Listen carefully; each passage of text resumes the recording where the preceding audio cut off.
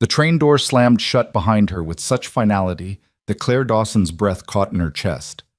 Snow swirled across the empty platform like hungry ghosts as the station master bolted the depot door, leaving her alone in the howling Dakota blizzard with nothing but a worn carpet bag and a telegram from a groom who never came. The wind screamed through her thin coat, death itself reaching for her bones, when two small figures emerged from the white darkness. Children, half frozen and impossibly calm, with eyes that had already seen too much winter. "Our papa needs a wife," the girl said simply, as though collecting abandoned women from train platforms was just another chore. "And we need a mama. Will you come?" In that moment, between the locked depot and the killing cold, Claire understood that survival sometimes wears the face of a stranger's children and asks you to choose. Freeze alone with your pride, or follow two small hands into the complete unknown. Before we begin this journey together, I invite you to stay with Claire's story until the very end. When you finish, please comment below what the city you're watching from. I love seeing how far these frontier tales travel, connecting hearts across the miles. Now, let's step into that blizzard and discover what awaits at the Holloway farm. The wind hit Claire like a fist the moment she stepped off the train, stealing the air from her lungs and sending her carefully pinned hat tumbling across the platform into the swirling white void. She grabbed for it instinctively, her gloved fingers closing on nothing but bitter cold air, and in that small loss she felt the larger truth settle over her like ice. Charles Whitmore wasn't coming. The platform was empty. The other passengers had already scattered into waiting wagons and warm arms, their laughter and relieved voices swallowed by the storm. Claire stood alone with her single carpet bag, watching the train's red lantern disappear into the blizzard, taking with it her last connection to everything she'd known. Her hands shook as she pulled the telegram from her coat pocket, though she'd already memorized every word. "Arrive December 18th. Will meet train. Charles Whitmore." The paper trembled in the wind, the ink already beginning to blur from the snow that found its way into every crease and corner. December 18th. Today. She'd sold everything she owned in Philadelphia, burned every bridge, traveled 4 days across frozen wasteland to a town she'd never heard of, all on the strength of 12 words and a promise. The wind mocked her for that faith now, howling through the empty depot like laughter. "Depot's closing, miss." The station master appeared at her elbow, a grizzled man with ice in his beard and sympathy in his eyes that somehow made everything worse. "Can't keep it open in weather like this. Storm's getting meaner." Claire turned to face the small building behind her, its windows already dark, the warm yellow lamplight being extinguished even as she watched. "I'm waiting for someone. Charles Whitmore. He was supposed to meet this train." The man's expression shifted, something uncomfortable crossing his weathered face. He looked away, out into the storm, then back at her with the careful neutrality of someone delivering bad news. "Whitmore left town 3 weeks back, took the railroad job in Cheyenne. Didn't say nothing about expecting anyone." The words hit her harder than the wind. 3 weeks. He'd been gone 3 weeks, and the telegram she'd answered was dated barely 2 months ago. Claire's mind raced through the implications, each one colder than the last. He'd changed his mind, or perhaps he'd never meant it at all. Maybe he'd sent letters to a dozen women, choosing the first who agreed, forgetting the others he'd left waiting. The reasons didn't matter. The result was the same. "Is there a hotel in town?" Her voice sounded strange to her own ears, too steady, too calm, as though this were happening to someone else. "Nothing fit for a lady traveling alone." The station master shifted his weight, clearly eager to be inside, away from the cold and away from her mounting disaster. "Boarding house is full up. Winter brings folks in from the far homesteads. Your best chance is the morning train back east. Comes through at 8 if the tracks are clear." "And until then?" He looked at her for a long moment, and she saw the calculation in his eyes. A woman alone, abandoned, becoming someone else's problem. The depot versus the storm. Responsibility versus the warm fire waiting in his own home. "I can't let you stay in the depot, miss. Regulations. But there's a lean-to behind the feed store that blocks some wind. I'm sorry." He was already backing toward the depot door, already leaving her. Claire wanted to argue, to demand basic human decency, But she could see the door closing in his eyes before it closed, in fact. The latch clicked home with a sound like a coffin lid, and then she was truly alone on the platform with night coming fast and the temperature dropping with every breath that frosted white in front of her face. The lean-to. She could survive one night in a lean-to. She'd survived worse. Her fingers had gone numb inside her gloves, and her feet were already losing feeling despite her sturdy boots. Claire picked up her carpet bag, its weight suddenly enormous, and turned toward the dim shapes of town barely visible through the snow. She'd taken 3 steps when she heard it. "Miss? Excuse me, miss?" The voice was young, female, and impossibly calm given the circumstances. Claire spun, her heart lurching with wild hope.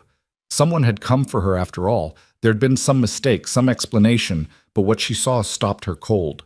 2 children stood on the platform, materializing from the storm like small ghosts. A girl of perhaps 9 or 10, thin as a rail but standing straight as a soldier, her blonde hair whipping from beneath a threadbare knitted cap. And beside her, a boy who couldn't be more than 5, his hand clasped tight in his sister's, his face red from cold and something else. Crying, Claire realized. He'd been crying. "Are you the mail-order bride?" the girl asked, her voice carrying a strange adult quality, as though she'd grown used to handling matters well beyond her years.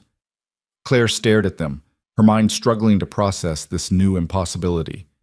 They were alone on a train platform in a killing blizzard, 2 children who should be home by a fire, who should be anywhere but here. Yes, I was supposed to meet someone, but he's not." "We know." The girl cut her off, not rudely, but with the efficiency of someone stating simple facts. "Mr. Whitmore left town. Papa said good riddance to bad rubbish, though he told us not to repeat that." She paused, then added with perfect seriousness, "So please don't mention I told you." "Your papa?" Claire crouched down despite the snow, bringing herself to eye level with the children. Up close, she could see the girl's eyes were the color of winter sky, sharp with intelligence and something harder. Necessity, perhaps. The kind that came from learning too young that childhood was a luxury not everyone could afford. "Where is your father? Are you lost?" "No, ma'am. We came to fetch you." The girl glanced at her brother, whose tears had frozen in tiny crystals on his cheeks. "This is Ben. I'm Josie. Josie Holloway. Our mama died birthing Ben, and Papa's been alone since, trying to manage the farm and us and everything. He needs a wife."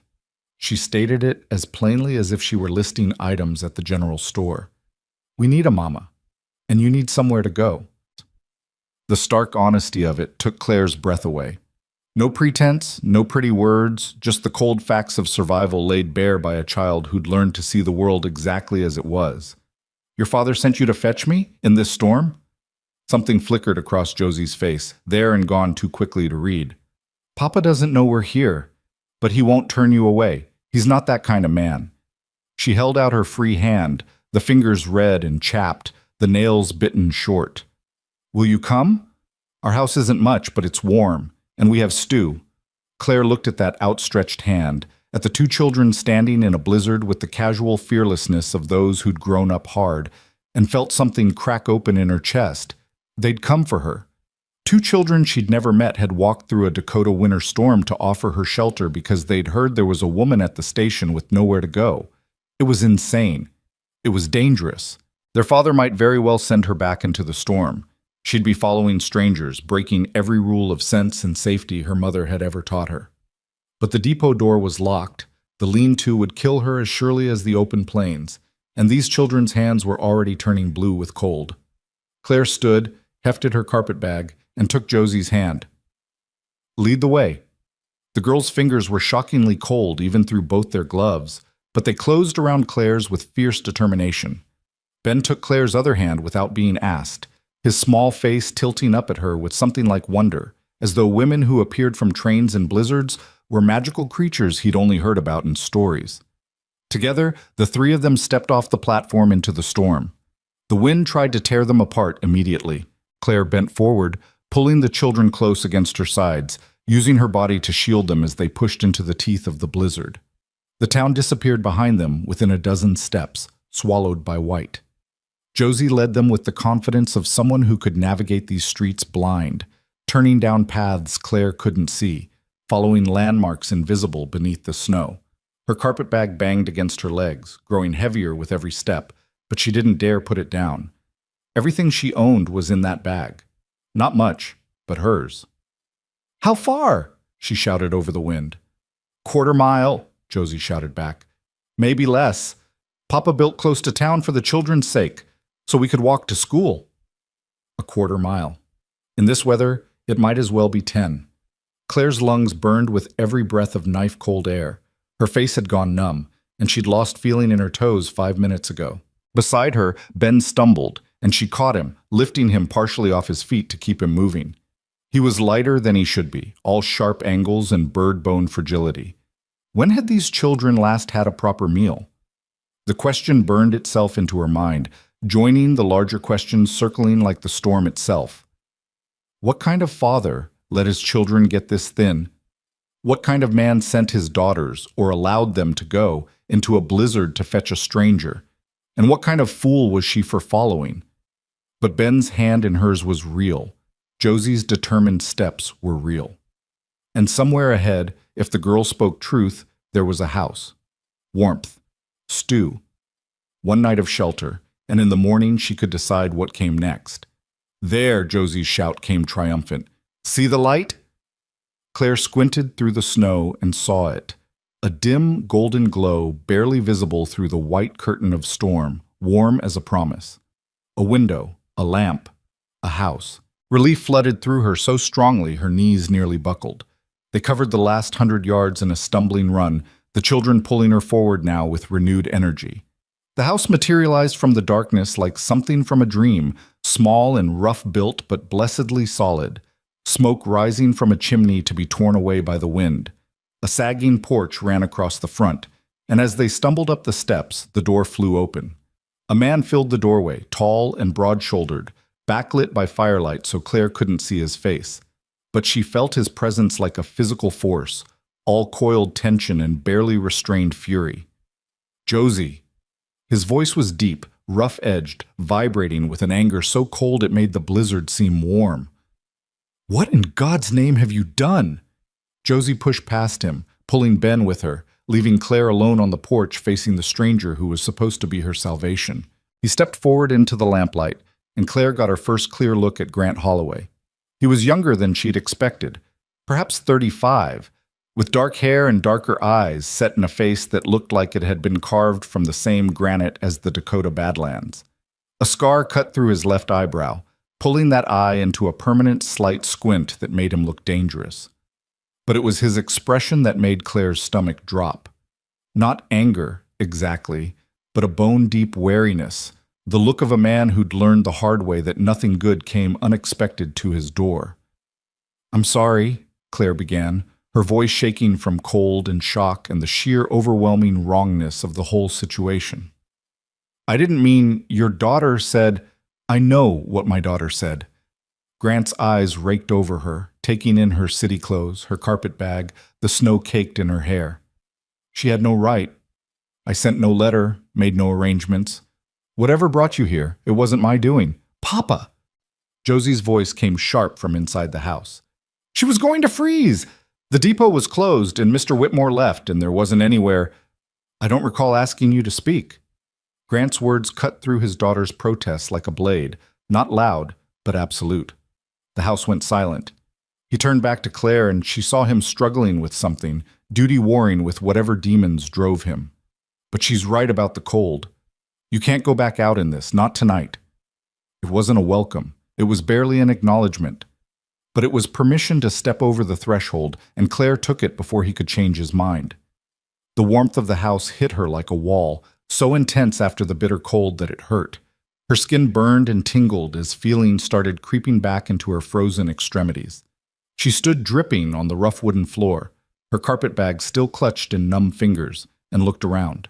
The house was small, a single room with a ladder leading to a loft overhead. A wood stove radiated heat from one corner, a pot of something bubbling on top filling the air with the smell of meat and vegetables. 2 rough-hewn beds stood against opposite walls, and a table with 4 mismatched chairs occupied the center of the space. It was clean, Claire noticed. Sparse and worn, but swept and tidy. everything in its place with the military precision of a man fighting chaos on all fronts. Josie and Ben huddled near the stove, thawing themselves, watching the adults with wide eyes. Grant closed the door against the storm, and the sudden silence felt louder than the wind had been. "There's stew," he said finally, not looking at her. "You'll eat. Then we'll talk about tomorrow." Tomorrow. When the storm passed and she'd have to leave, have to find some other solution because this man clearly wanted nothing to do with mail-order brides or charity cases or whatever category she fell into in his mind.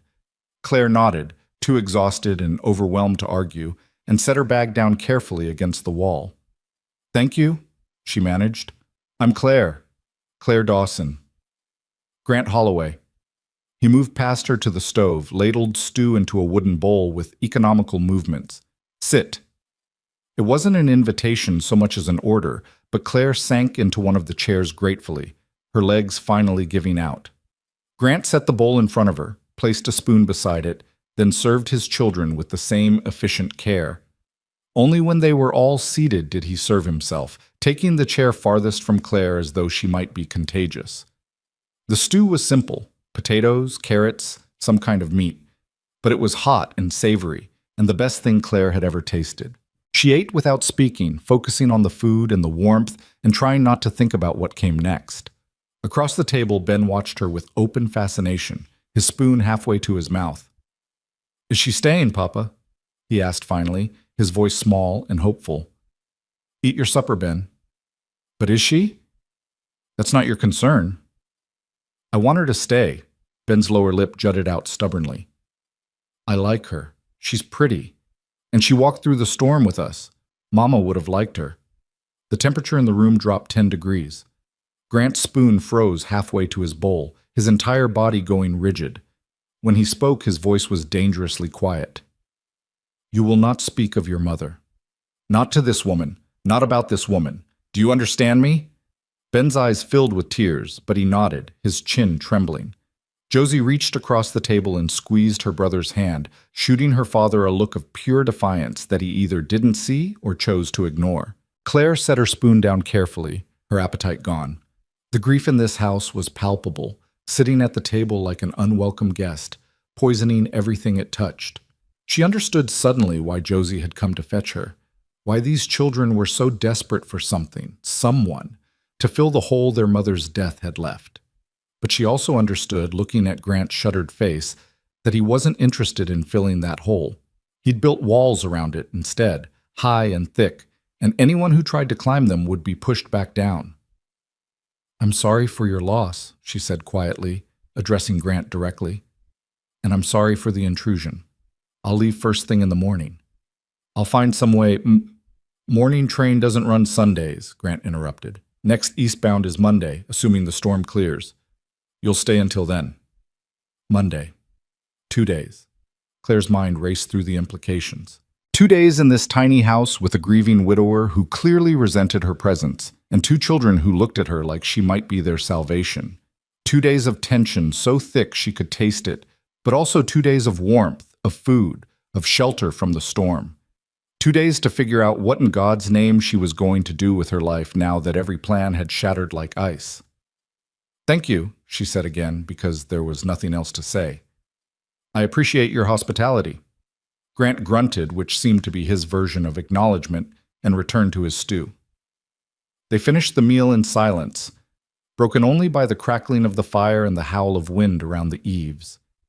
When the bowls were empty, Josie stood and began clearing the table without being asked, moving with the practiced efficiency of a child who'd been running a household for years. Ben helped, carrying his bowl carefully to the wash basin, and Claire started to rise to assist. "Sit." Grant's command stopped her. "You're a guest. Tomorrow you can work. Tonight you rest." There was something in the word work that caught her attention. Not charity then. Not pure hospitality. If she stayed, she'd earn her keep. The thought steadied her somehow, gave her something solid to stand on. She could work. She was good at working.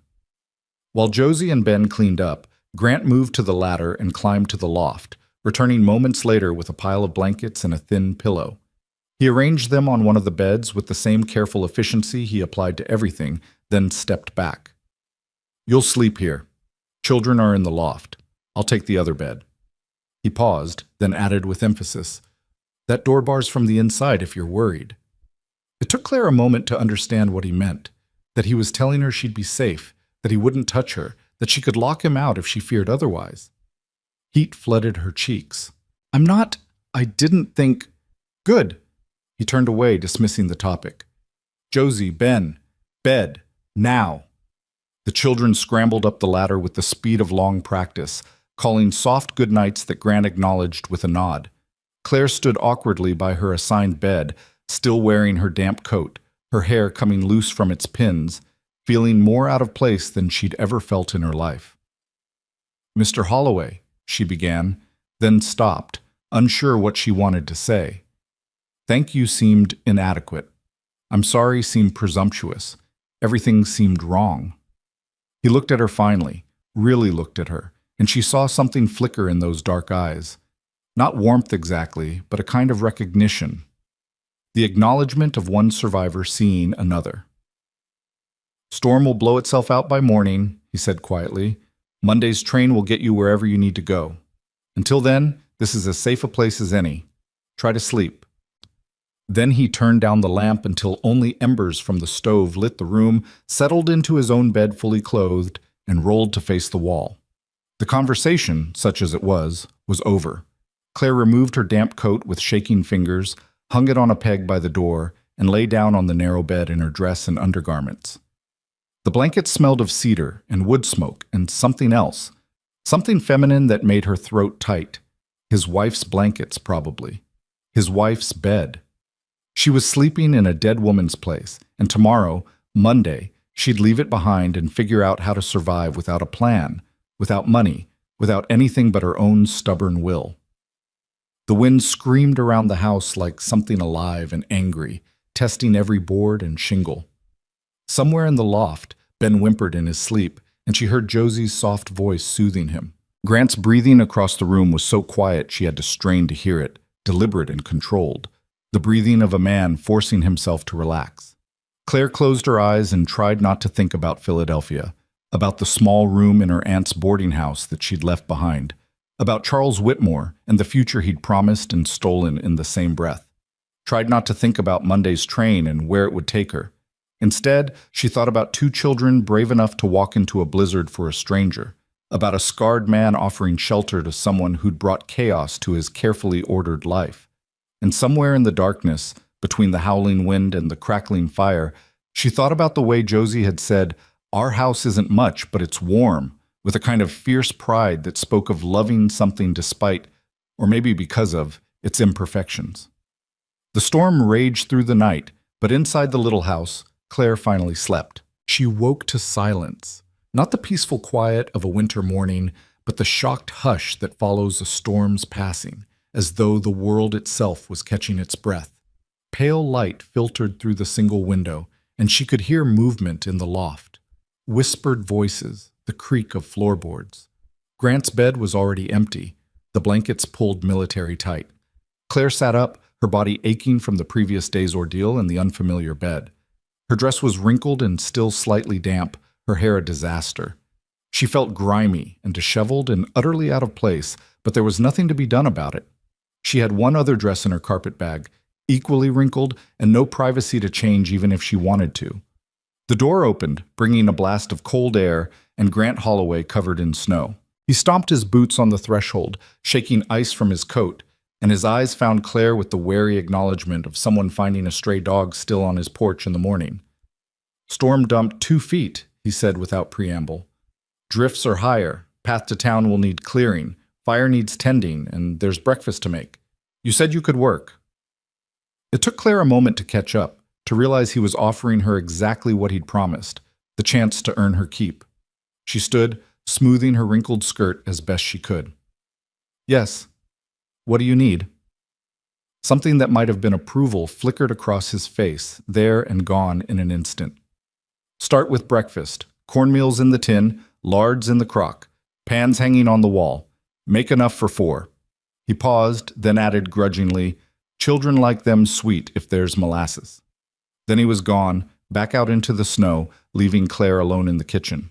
She stood for a moment, overwhelmed by the simple domesticity of the task, then moved to the stove and began to work. It felt good to have something concrete to do, something useful. Her hands remembered the movements even though it had been years since she'd cooked over a wood stove, measuring cornmeal, mixing in water and lard, heating the pan just right. "Can I help?" Josie's voice came soft from the loft ladder. She and Ben descended together, both still in their nightclothes, their hair standing up in sleepy tangles. "You can show me where things are," Claire suggested, "and maybe keep the fire fed while I cook?" Josie's face lit up like Christmas morning. She flew into action, showing Claire the molasses, the salt, the dried apples they could chop and mix into the cornmeal. Ben sat at the table and watched, his thumb creeping toward his mouth before Josie shot him a look, and he snatched it away, trying to appear grown up. They worked together in comfortable silence, and Claire felt something ease in her chest. Whatever happened Monday, whatever future waited beyond this small house, she had this moment, these children, this warm kitchen, and the smell of cornmeal cakes browning in the pan. Grant returned as she was plating the food, his arms full of firewood that he stacked with careful precision by the stove. He washed his hands in the basin, dried them on a rough towel, and sat at the table without comment. But when Claire set a plate in front of him, 3 golden cornmeal cakes with apples and molasses, steam rising into the cold air, something shifted in his expression. Not quite a smile, but a softening around the eyes. "Smells good," he said quietly. Ben took a huge bite and announced through a full mouth, "She's a good cook, Papa. Better than Josie." "Benjamin Holloway, manners," Josie hissed, but she was grinning. "It's true, though," Ben insisted. "And she's pretty. Can she stay, please? She could be our—" "Ben." Grant's voice cracked like a whip. "Enough." The joy drained from the table as fast as it had come. Ben's face crumpled, and Josie stared at her plate, all the light gone from her eyes. Claire set down her fork carefully, her own appetite vanishing. She'd been here less than 24 hours, and already she was causing pain, bringing up wounds these children carried like open sores. "Mr. Holloway," she said carefully, "I understand this is difficult. I'm grateful for your hospitality, but I don't want to make things harder for your family. Perhaps I could wait out the day at the depot.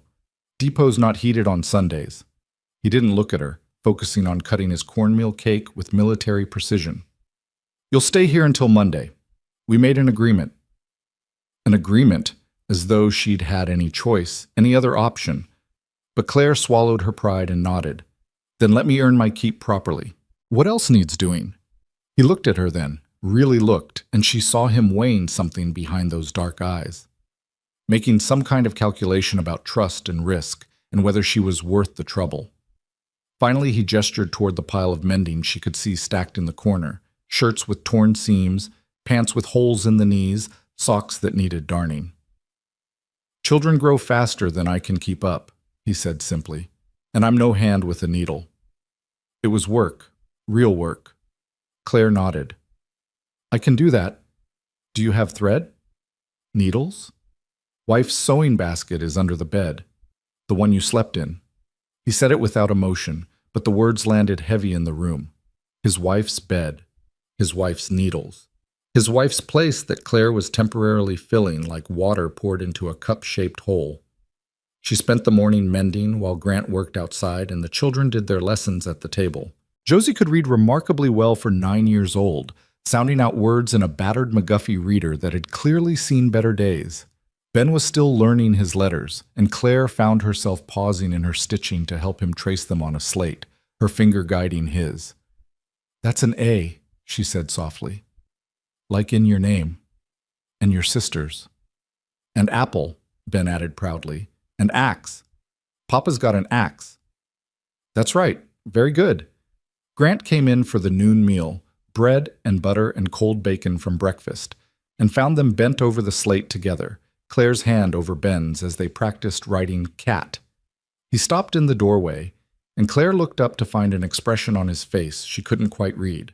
Not anger exactly, but something raw and painful, like watching something that hurt too much to acknowledge. "Papa, look!" Ben held up the slate. "Claire taught me to write cat, CAT. Can I show you? Later, Grant moved to the basin, washed, and sat at the table with his back very straight, not looking at any of them. After you eat. They ate in tense silence, and afterward Grant retreated outside again, working with an intensity that seemed driven by demons Claire couldn't name. She returned to her mending, working her way through the pile with steady determination. As the winter sun tracked across the sky, she repaired 3 shirts, 2 pairs of pants, and 6 socks, her fingers flying through stitches while her mind raced through all the tomorrows stretching ahead. Monday, she'd take the train. But to where? She had $20 to her name, enough for a ticket, but not much else. No family who'd take her back. Her aunt had made it clear that leaving for marriage was permanent. Returning in disgrace was unthinkable. No references for work, no prospects. You're thinking too loud. Claire looked up to find Josie watching her, the McGuffey reader forgotten in her lap. I'm sorry? You get this little crease right here. Josie pointed to her own forehead. When you're worried about something, you've had it all afternoon. Smart girl. Too smart for her own good, probably. Claire set down the sock she was darning. I suppose I'm thinking about Monday. About what comes next. You could stay here. Josie, I know what Papa said, but he's wrong. The girl's jaw set with fierce determination. He thinks he's fine alone, that we don't need anyone, but we do. I try, but I can't cook like you, and I can't teach Ben proper, and Papa works so hard he's going to kill himself. Her voice cracked. He needs help, we need help, and you need somewhere to be. It makes sense. It did make sense, in a stark, practical way that had nothing to do with romance or dreams, and everything to do with survival. But it also made no sense at all, because Grant Holloway had made his feelings perfectly clear. He wanted no wife, needed no help, and the sooner Claire was gone, the better. Your father doesn't want me here, sweetheart, and I won't stay where I'm not wanted. He's scared. The words came quiet from Ben, who'd been so still Claire had almost forgotten he was there. He looked up from the wooden horse he'd been playing with, his eyes solemn. Papa gets scared when things change. Mama said so. She said he's like a horse that got hurt once, and now he shies at everything, even things that want to help. The wisdom in that small observation took Claire's breath away. A horse that shies at everything. Yes, she could see it now, the way Grant flinched from kindness, from hope, from anything that might crack the careful armor he'd built. Grief had broken him, and he'd mended himself with walls. But walls, Claire knew, were just another kind of prison. That night, Grant brought in a rabbit he'd snared, already skinned and cleaned. Claire stewed it with the last of the potatoes and some dried herbs she found in a jar, and they ate together at the table while the wind picked up again outside. Not a storm, but a reminder that winter wasn't done with them yet. Monday's train should run, Grant said, his words carefully neutral. Tracks will be clear by then. I appreciate you letting me wait out the storm here. Claire kept her voice equally neutral, matching him. You've been very kind. He snorted, a sound without humor. Kindness is letting in strays. This is just practicality. Can't have women freezing on train platforms. Bad for the town's reputation. Across the table, Josie rolled her eyes so hard Claire had to fight not to smile. But before she could respond, Ben spoke up, his voice small and uncertain. If Claire leaves Monday, who's going to teach me to write? And who's going to fix Papa's shirts when they tear? Josie tries, but her stitches aren't as good. Benjamin? Grant's warning rumble. It's true. And Claire makes better cornmeal cakes. And she doesn't burn the stew like Josie does. And that is enough. Grant stood so abruptly his chair scraped against the floor. Clear the table, both of you, then bed. The children scrambled to obey, their faces pale. Claire stood as well, reaching for her own plate, but Grant's hand shot out and caught her wrist. Not hard, but firm enough to stop her. His palm was rough with calluses, warm against her skin, and the contact sent a jolt through her that had nothing to do with fear. A word, he said quietly. Outside. He released her wrist and moved to the door, grabbing his coat. Claire's heart hammered as she pulled on the coat Josie had loaned her, too small across the shoulders but better than her own wet wool, and followed him into the cold darkness. The night was crystalline clear, the storms passing, leaving behind a sky so full of stars it hurt to look at. Their breath plumed white in the air between them. Grant walked several paces from the house, putting distance between themselves and the children's sharp ears, then turned to face her. "You can encourage them," he said, and there was something almost pleading beneath the anger. "They've latched onto you like you're some kind of miracle, and when you leave Monday, it's going to break their hearts. So please, for their sake, stop being so damn perfect." Perfect. The word was so absurd Claire almost laughed. "Mr. Holloway, I'm not trying to be anything. I'm just trying to help while I'm here." That's the problem. He ran a hand through his hair, frustration evident in every line of his body. They're children. They don't understand that help is temporary. They think if they want something hard enough, if they're good enough, it'll stay. And when it doesn't, he trailed off, but Claire understood. When it doesn't, they learn that wanting things only leads to loss. "So what would you have me do?" she asked quietly. "Ignore them? Be cruel? Make them hate me so it's easier when I go?" "I'd have you remember that you're leaving." Each word was carefully spaced, deliberate. "That this isn't your home, they're not your children, and come Monday you'll be gone, and we'll go back to how things were." "And how were things?" The question came sharper than she intended. "Your daughter is 9 years old and running a household. Your son is hungry for affection so badly he's latched onto a stranger. You're working yourself to death trying to do everything alone because you're too damn stubborn. You know nothing about my life." The words came low and dangerous. "Nothing about what I've lost or what I'm trying to protect. You've been here one day, lady. One day. Don't presume to tell me how to raise my children or run my farm or live with my grief." He was right. She had no right, no place, no claim to any opinion about his life. But standing there in the starlight with this wounded, angry man, Claire felt something fierce rise in her chest anyway. "You're right," she said quietly. "I don't know you, but I know loss. And I know that hiding from life because you're afraid of losing again isn't protecting anyone. It's just another kind of death." The silence that followed was so complete she could hear snow falling from the roof in soft plops.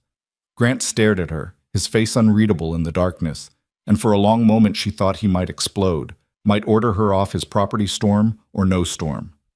Instead, he did something worse. He laughed. A short, bitter sound with no joy in it. "You're braver than you look," he said finally. "Standing there telling a man you just met that he's living wrong, or stupider. Haven't decided which yet." "Probably both," Claire admitted, and was rewarded with another of those almost smiles. He turned away from her, looking out at the snow-covered fields, his land, his world. "My wife died screaming," he said suddenly, conversationally, as though discussing the weather. "Took her 2 days. The baby, Ben, he was breech, and by the time we got help he was stuck and she was bleeding, and there was nothing anyone could do. She begged me to save the baby, made me promise, so I held her hand while she died so my son could live, and for months afterward I could barely look at him without hearing her screams." Claire's throat closed. She wanted to reach out, to offer comfort, but sensed that any touch would shatter whatever fragile honesty had allowed him to speak. "I got past it," Grant continued. "Learned to love my boy. But I also learned that loving things means losing them eventually. That's just how life works. You love, you lose, you survive the loss. And the surviving is the hardest part. It's the part that never stops hurting. So forgive me if I'm not eager to open that door again. Not for anyone." "I wasn't asking you to." Claire found her voice, kept it gentle. "I was just pointing out that your children are paying the price for your fear." He turned back to her, and in the starlight she could see the scar on his eyebrow, the hard lines around his mouth, the face of a man aged by grief. "Monday," he said quietly. "You'll go Monday, and we'll forget you were ever here." Then he walked back to the house, leaving her alone in the cold. But as Claire stood there, watching her breath freeze in the air, she thought about Josie's fierce pride and Ben's hungry eyes, and Grant's carefully maintained walls. She thought about how she'd come west on a stranger's promise and found something else entirely. Not a husband, but a family so broken they'd forgotten what whole looked like. Monday, she'd leave. She'd have to. Grant had made that clear. But between now and Monday, there was still tomorrow, still Sunday. Still hours of time in which she could mend more than just torn shirts and teach more than just letters. And maybe, just maybe, show a scarred, scared man that sometimes the things worth having were exactly the ones that frightened you most. Inside the house, lamplight glowed warm through the window. Claire took a deep breath of crystalline winter air, squared her shoulders, and went back inside to face whatever tomorrow would bring. Sunday morning arrived with the kind of brilliant sunshine that only comes after a storm, the world scrubbed clean and glittering with fresh snow. Claire woke to the sound of the stove being stoked, the crackle and pop of wood catching fire, and opened her eyes to find Grant already dressed and moving through the dim pre-dawn light with the quiet efficiency of a man long accustomed to early rising. He glanced over when he heard her stir, his expression carefully neutral, last night's raw conversation sitting between them like a living thing neither wanted to acknowledge. "Coffee's on," he said simply, then pulled on his coat and headed outside, the door closing behind him with a soft thud that somehow felt louder than a slam. Claire lay still for a moment, staring at the rough ceiling beams and trying to sort through the tangle of emotions his midnight confession had stirred up. She'd heard grief before, had felt it herself when her parents died, leaving her orphaned at 16 to the mercy of an aunt who viewed her as unpaid labor. But Grant's grief was different. It wasn't the soft, fading ache of time-healed wounds. It was fresh and raw and angry, a wound he kept deliberately open because closing it felt like betrayal. "Claire?" Ben's sleepy voice drifted down from the loft. "Are you awake?" "I'm awake, sweetheart. Is it Sunday? Do we get to have a nice breakfast on Sunday?" From the loft ladder, Josie's face appeared, her hair braided for sleep but already coming loose. "Ben, hush. Papa says we're not to pester her." "I wasn't pestering. I was just asking." Claire sat up, pushing the blankets aside, and smiled at them both despite the heaviness in her chest. "Sunday deserves a nice breakfast. What if we made flapjacks? Do you have flour and eggs?" Ben scrambled down the ladder so fast he nearly fell, his nightshirt flapping around his knees. "We have eggs. Papa's got 3 chickens and they're laying good now that spring's almost here, and we have flour in the bin." "Then flapjacks it is." Claire stood, smoothing her wrinkled dress, acutely aware that she'd now worn the same clothes for 2 days straight. Tomorrow she'd have to change into her other dress, wrinkled or not, before boarding the train. The thought sat sour in her stomach, but she pushed it aside. Today was Sunday. She'd worry about Monday when it came. The children helped her mix the batter, Ben standing on a chair to reach the bowl, his tongue poking out in concentration as he stirred. Josie gathered eggs from the hen house, coming back with her cheeks pink from cold and 3 brown eggs cradled carefully in her apron. Together they created something that felt almost like a family, moving around the small kitchen with easy coordination. And when Grant came back inside, stomping snow from his boots, he stopped in the doorway at the sight of them. "Smells good," he said after a moment, his voice carefully neutral. "Sit, Papa," Ben commanded. "Claire's making flapjacks, and they're going to be the best ever." Grant's eyes found Claire's across the room, and she saw the question there, the wariness. She kept her expression calm, non-threatening, showing him without words that she remembered their conversation, remembered the boundaries he'd drawn. This was just breakfast, just one more meal before she left. He sat. The flapjacks were golden and fluffy, and Claire served them with a precious spoonful of maple syrup. Grant produced from a high shelf, rationed carefully so each person got exactly the same amount. They ate in companionable silence, the kind that comes from shared morning comfort rather than tension. And for just a few minutes, Claire let herself pretend this was normal, that she belonged here, that tomorrow wasn't coming to tear it all apart. "I was thinking," Josie said carefully, setting down her fork and looking at her father with the calculated expression of someone about to venture onto dangerous ground, "that maybe we could all go to town today, for church." Grant's jaw tightened. "We don't go to church. We used to, before Mama died, and Mrs. Henderson always said we should come back, that the congregation misses us." "Mrs. Henderson can mind her own business." "Papa." "I said no, Josephine." The use of her full name was a warning. Drop it. But Josie, Claire was learning, had her father's stubborn streak running through her like iron and stone. "Claire might want to go.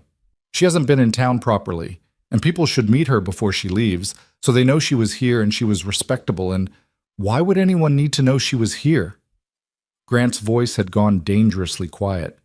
"She's leaving tomorrow. There's no reason for the whole town to know our business." The words stung more than Claire wanted to admit, as though she were something shameful, something to be hidden away. She set down her own fork carefully, keeping her voice level.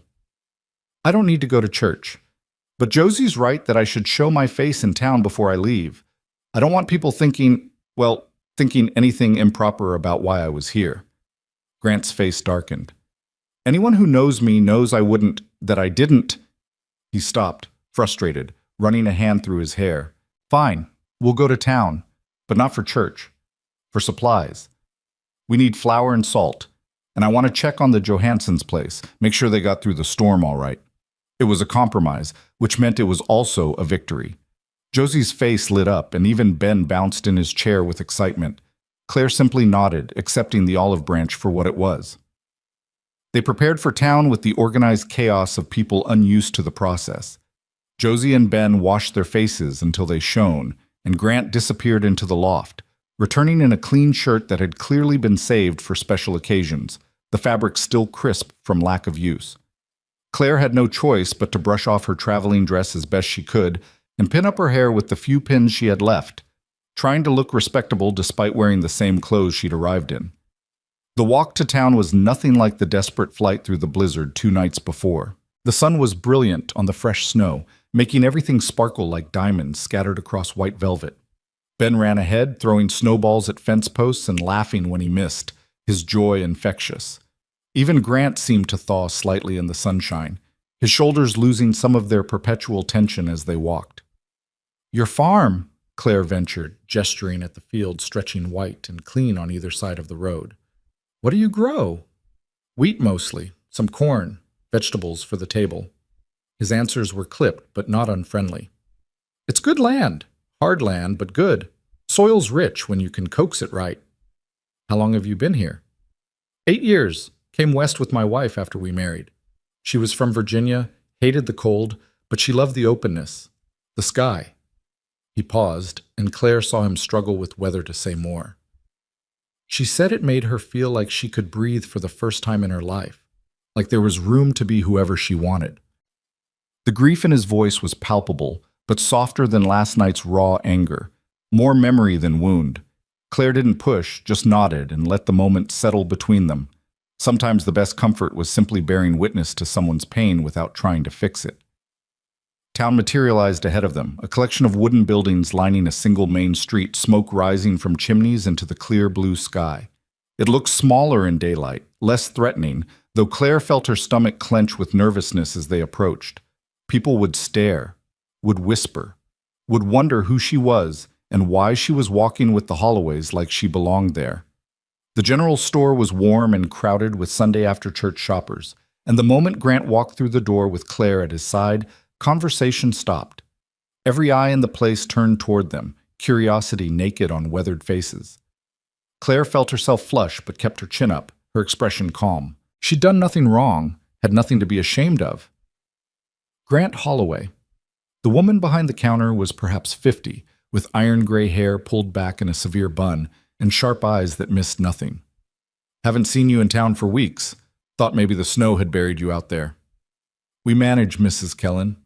Grant's voice was polite but distant. "Need flour and salt, and lamp oil if you have it." Mrs. Kellen's gaze slid past him to Claire, taking in every detail with the thorough assessment of a woman who made it her business to know everyone's business. "And who might this be? Don't believe I've had the pleasure." Before Grant could answer, Josie stepped forward with the fearless confidence of youth. "This is Miss Claire Dawson. She's staying with us for a few days. She was supposed to meet Mr. Whitmore, but he left town, so Papa offered her shelter until the Monday train." The explanation was perfect, truthful enough to satisfy propriety, vague enough to avoid scandal. But Mrs. Kellen's eyebrows rose nearly to her hairline anyway, and Claire could practically see her mind working, sorting through implications and gossip potential. "Is that so?" The words dripped with implication. "How very charitable of you, Grant, taking in a stranger, a woman, alone in your house with 2 young children and no chaperone." The temperature in the store dropped 10 degrees. Grant went very still, His jaw clenched so tight, Claire could see the muscle jumping. When he spoke, his voice was soft and deadly. Are you implying something, Mrs. Kellen?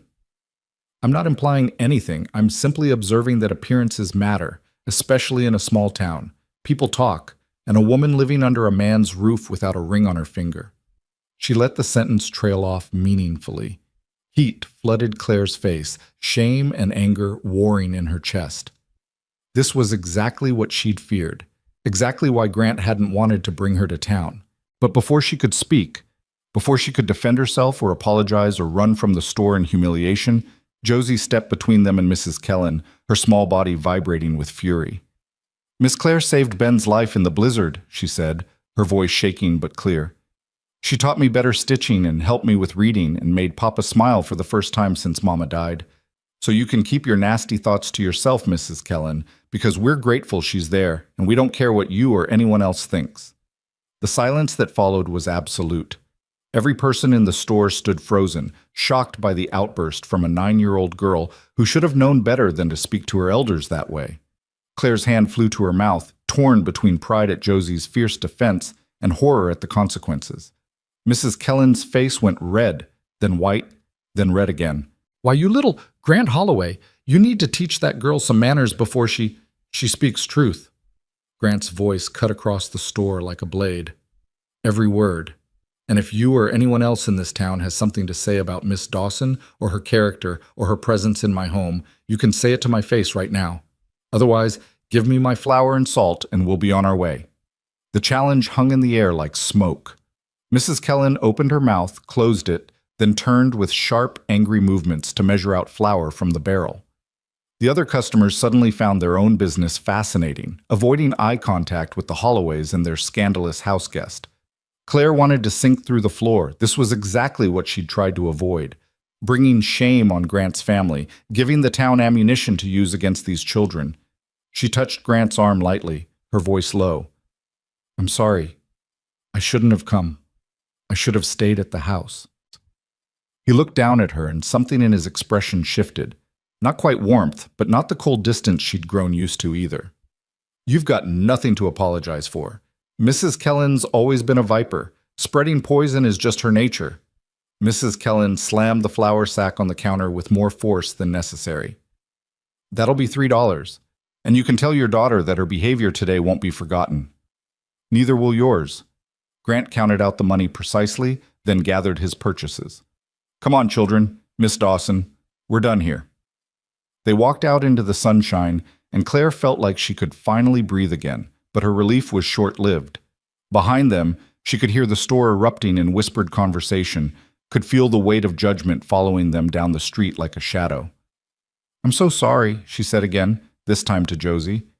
You shouldn't have had to defend me like that. You'll pay for it at school tomorrow, won't you? Josie shrugged, trying to appear brave, but Claire saw the worry in her eyes. I don't care. She had no right to talk about you that way. She had every right. Grant's voice was heavy. Everything she said was true. A woman under my roof with no ring, no marriage, no propriety. It looks exactly like what it isn't. And in a town this size, appearances are everything. The weight of his words settled over them like fresh snow, cold and suffocating. This was why he'd wanted her gone. Why he'd drawn such hard lines. Not because he didn't need help or didn't want it, but because accepting it came at a cost he'd known his children would have to pay.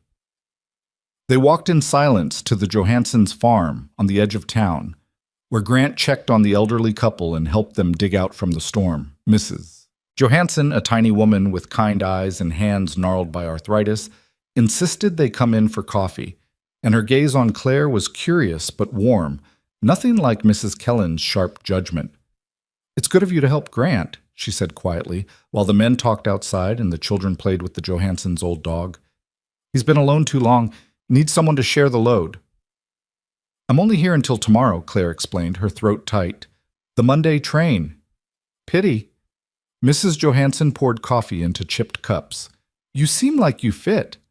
Not many women could handle a man as stubborn as Grant Holloway, but you've got steel in your spine. I can see it.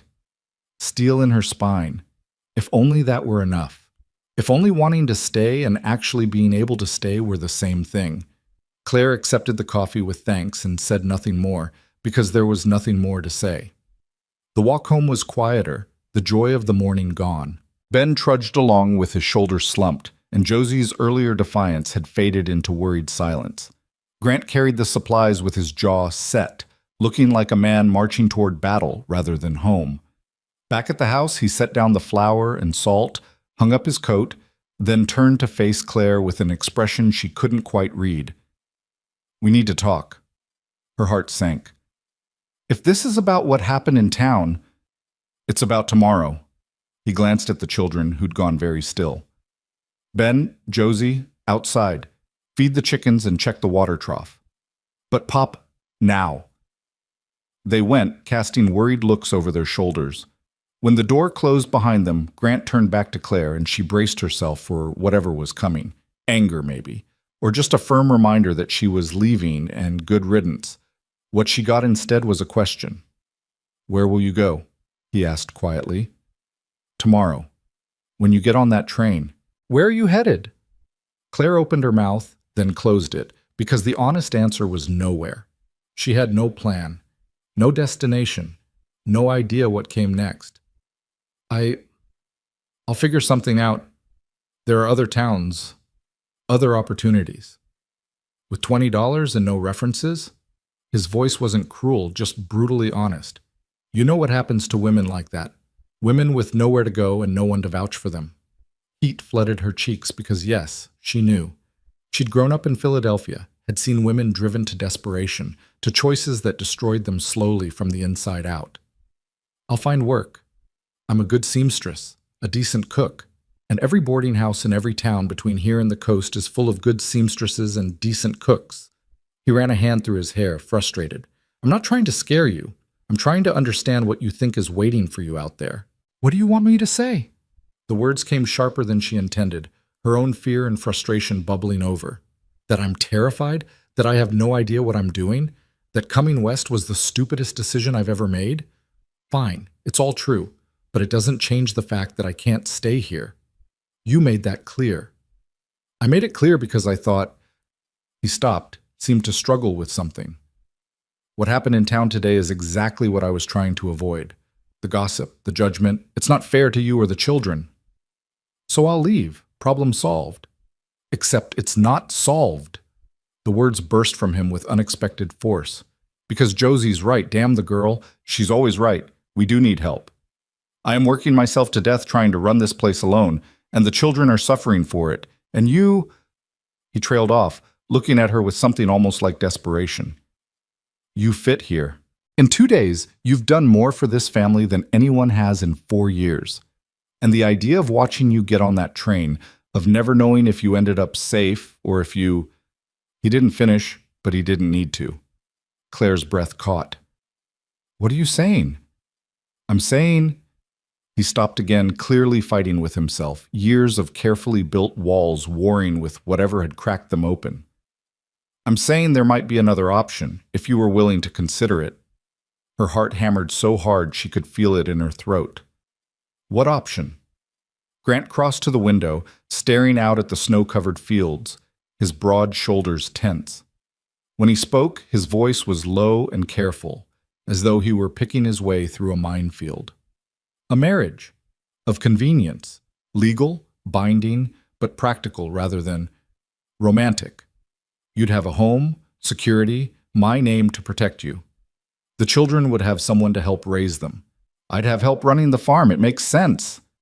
A marriage of convenience, not love, not even affection, just a practical arrangement between two desperate people. Claire should have been insulted, should have said no immediately, preserved her dignity, held out for something more. But standing in that small kitchen with winter sunlight streaming through the window and Grant's scarred, careful face reflected in the glass, she found herself considering it. What was waiting for her out there? What grand future was she preserving herself for? She'd already gambled everything on a stranger's promise once and lost. At least this time she'd know exactly what she was getting. A home, children who needed her, work that mattered, and a man who, for all his walls and grief and stubborn pride, was at least honest about what he could and couldn't offer. The town would still talk, she said quietly. Let them talk. At least you'd have a ring to show them. Your children would have expectations about what a mother is, what a wife should be. They'd have someone who actually gives a damn about them. That's more than some children get from their blood parents. And you? She needed to know this, needed it clear between them. What would you expect from me? He turned from the window, met her eyes directly. Work, partnership, respect. Nothing more unless you decided you wanted it. I'm not looking for love, Claire. I had that. Lost it. Don't plan to risk it again, but I could use an ally, someone to stand with me against whatever comes next. An ally. Not a lover. Not even really a friend. Just someone to share the load, to face the world together, because facing it alone was killing them both slowly. It should have sounded cold, practical to the point of heartlessness. Instead, it sounded like the most honest proposal she'd ever heard. I need time to think, she managed. You've got until morning. Train leaves at 8. He moved toward the door, then paused with his hand on the latch. For what it's worth, I wouldn't ask if I didn't think you could handle it. This life, this place, me. But I won't lie and pretend it'll be easy. It won't be. Nothing about this is easy. Then he was gone, leaving Claire alone with a decision that felt too big for her head and her heart combined. She sank into a chair, her legs suddenly unable to hold her, and stared at her hands, work-roughened hands that knew how to mend and cook and survive, that had held frightened children and mixed flapjack batter and done 1,000 small things that added up to something like belonging. Outside, she could hear Grant's voice mixing with the children's laughter as they worked together.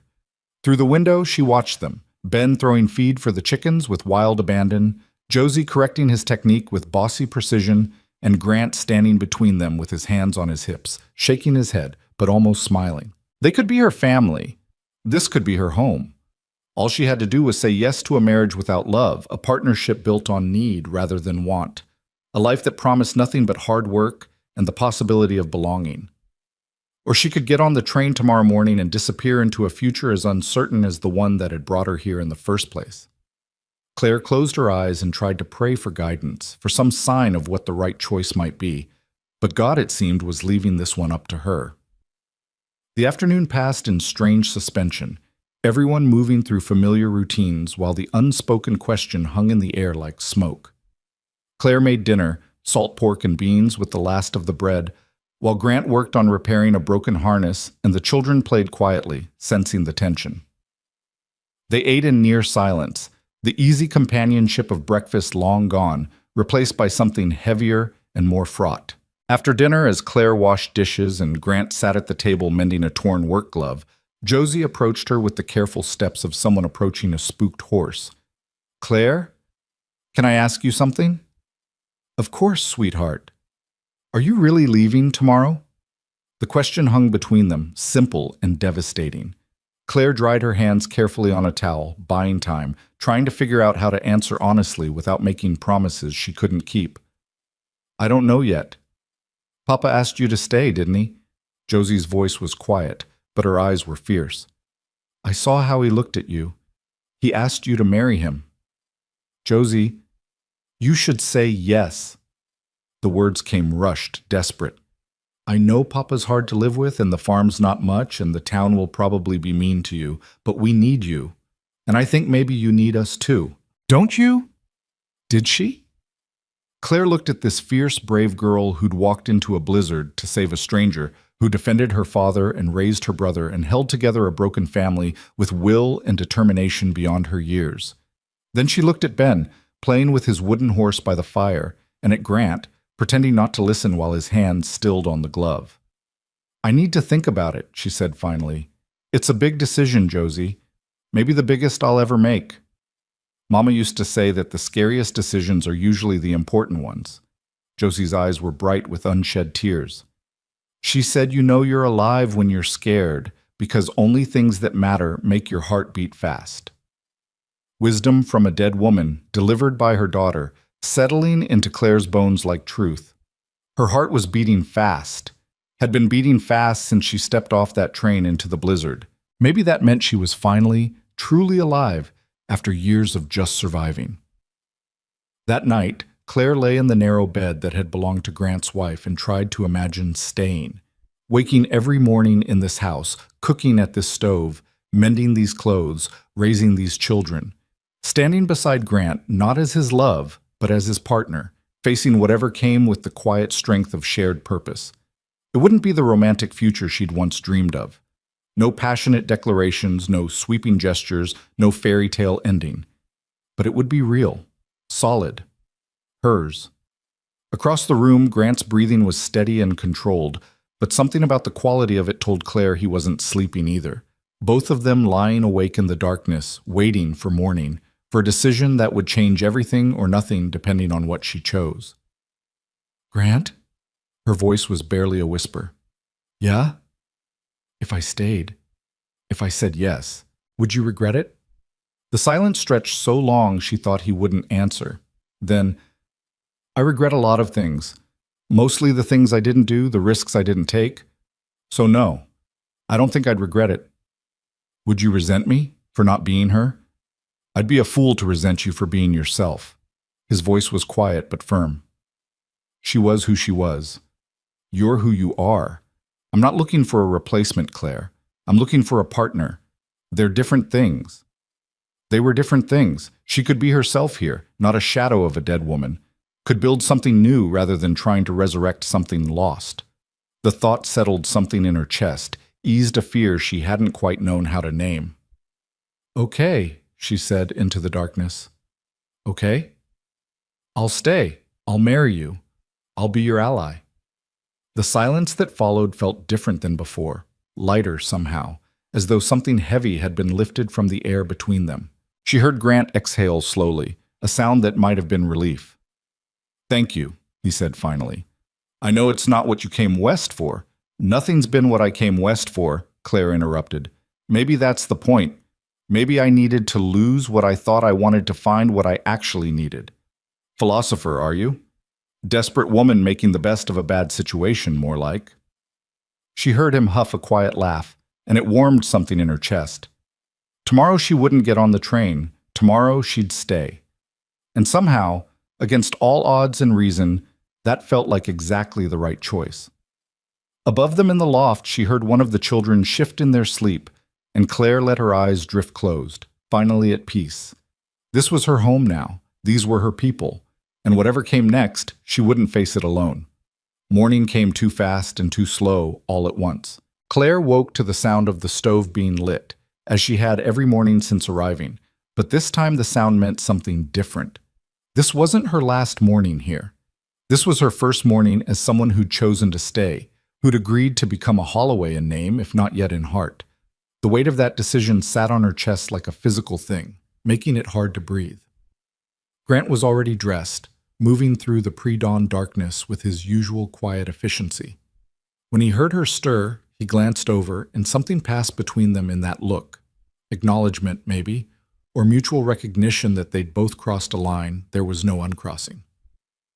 "Coffee'll be ready in a minute," he said, his voice carefully neutral. "Then we should talk about the practical matters." Practical matters. Of course. This was a practical arrangement, after all. Claire sat up, smoothing her hopelessly wrinkled dress, and nodded. "All right."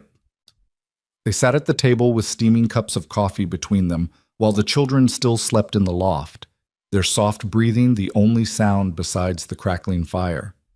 Grant wrapped his hands around his cup like he needed the warmth, though the room was already heating nicely and didn't quite meet her eyes. "The Reverend in town is Silas Crawford," he began. "Good man. Discreet. He'll marry us without asking too many questions, and he won't gossip about the circumstances." Grant paused, took a sip of coffee. "I figure we could go this afternoon. Get it done quick, before either of us has time to think better of it." This afternoon. Claire's stomach flipped. She'd known it would have to be soon, but somehow she'd imagined a few days at least. Time to prepare, to adjust to the idea.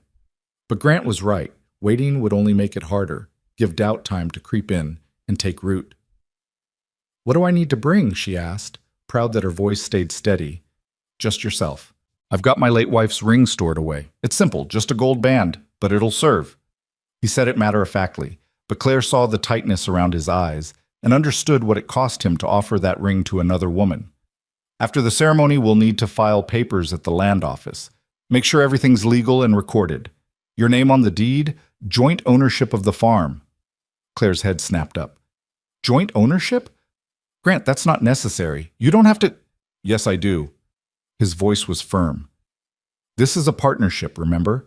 You'll be working this land same as me, raising these children, building this life. You deserve to have your name on it, to know it's yours too. Besides, he finally met her eyes, and she saw something fierce there beneath the careful control.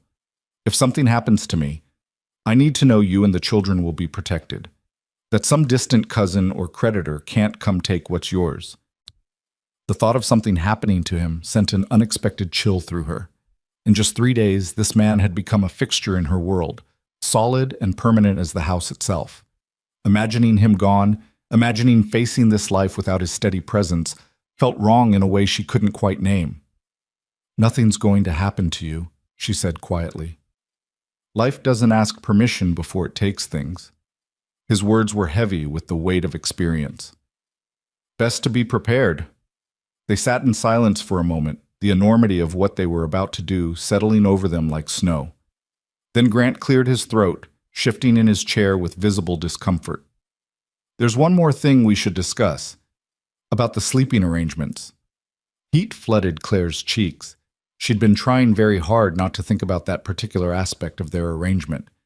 You said, when you proposed, you said you wouldn't expect anything unless I wanted, and I meant it. He cut her off firmly. I'll take the barn, fix up the tack room, make it comfortable enough. You'll have the house, the children, privacy. This marriage is legal and binding, but it doesn't have to be.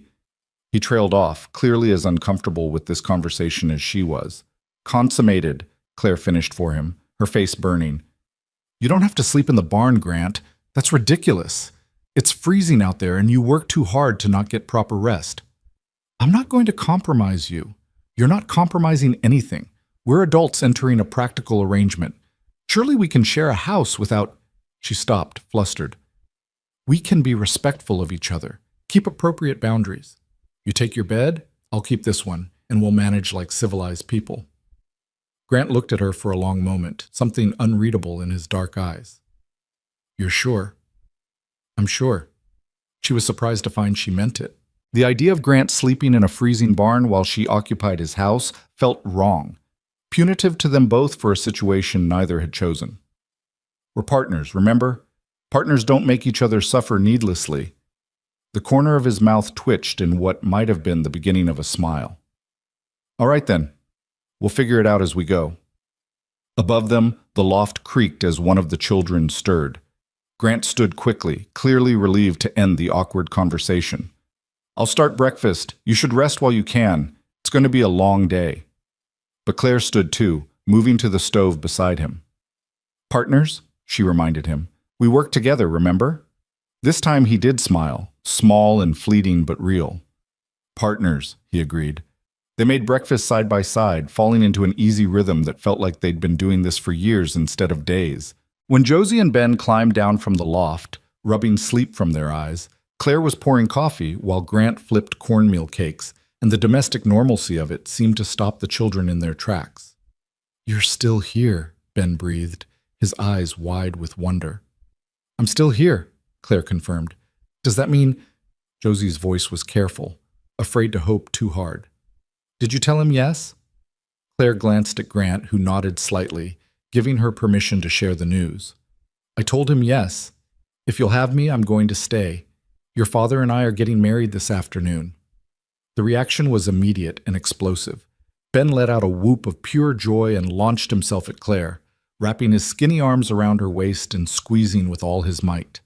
Josie's face crumpled, tears streaming down her cheeks even as she smiled, and she pressed her hands to her mouth like she was trying to hold in feelings too big for her small body. You mean it? Josie whispered. You're really going to be our mama? The word hit Claire like a fist to the chest. Mama. She hadn't thought about it in those terms, had been so focused on the practical aspects of the arrangement that she'd somehow missed the emotional reality. These children would call her Mama, would look to her for comfort and guidance and love, would be hers in every way that mattered. If you want me to be. she managed around the lump in her throat. Josie crossed the room in 2 steps and wrapped her arms around Claire from the side, burying her face against Claire's shoulder. "We want you," she said fiercely. "We want you so much." Over the children's heads, Claire met Grant's eyes and saw her own overwhelm reflected back at her. This was real now.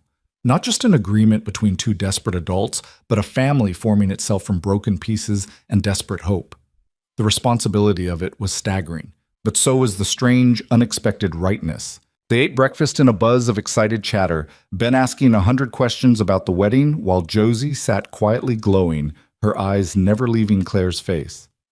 Grant answered his son with more patience than Claire had seen from him yet, explaining that it would be a simple ceremony, just the Reverend and themselves, nothing fancy. "Can I come?" Ben asked eagerly. "I want to see you get married." Grant hesitated, glancing at Claire. She understood his uncertainty. Bringing the children meant making this real for them in a way that might hurt if things somehow went wrong.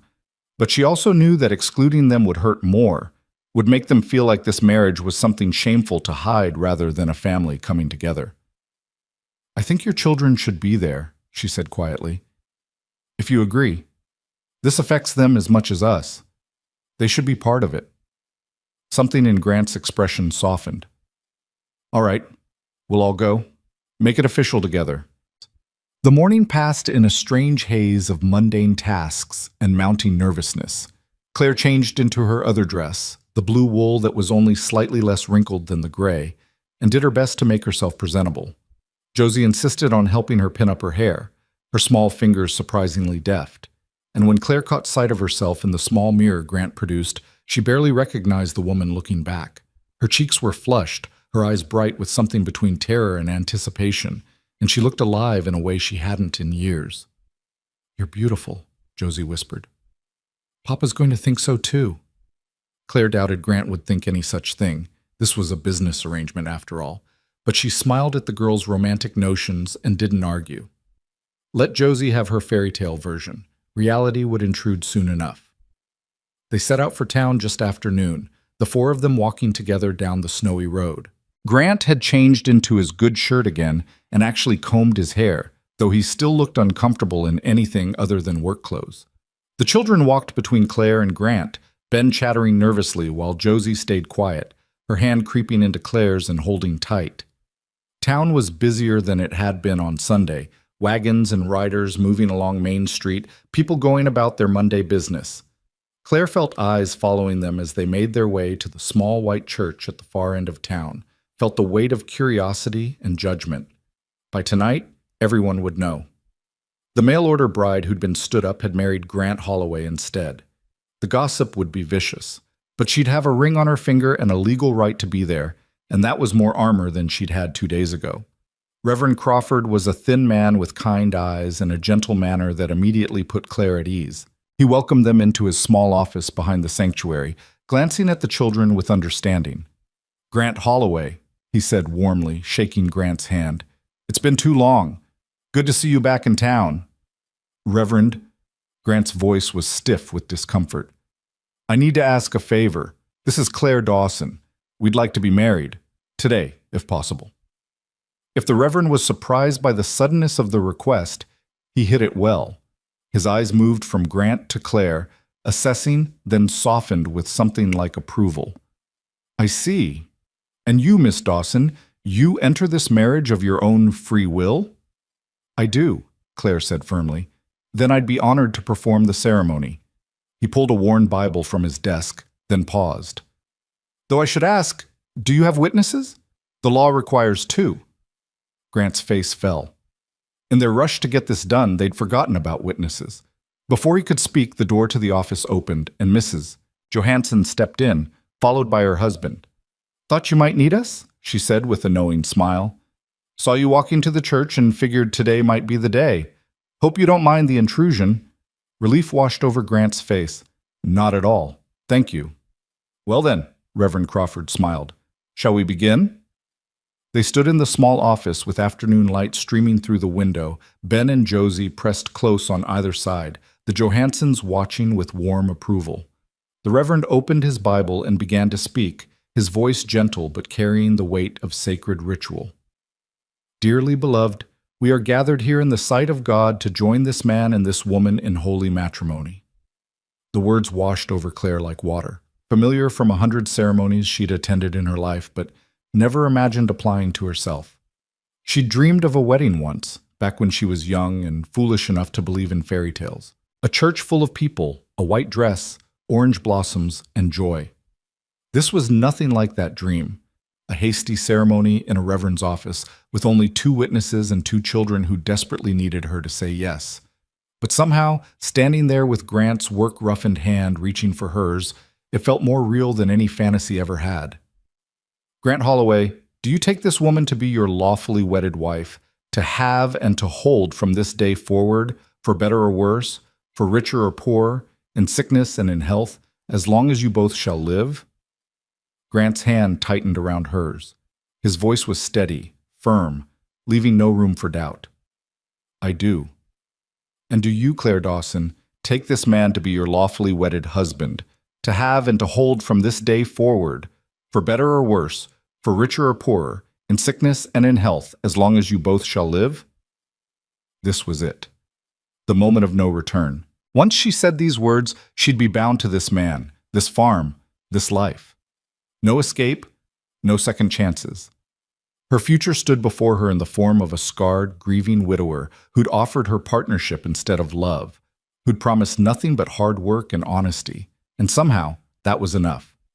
I do, she said, and meant it. Grant released her hand and reached into his pocket, withdrawing a simple gold band that caught the light.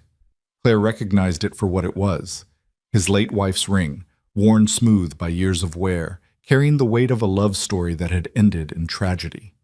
Her throat tightened as he took her left hand, his fingers gentle despite their calluses, and slid the ring onto her finger. It fit perfectly.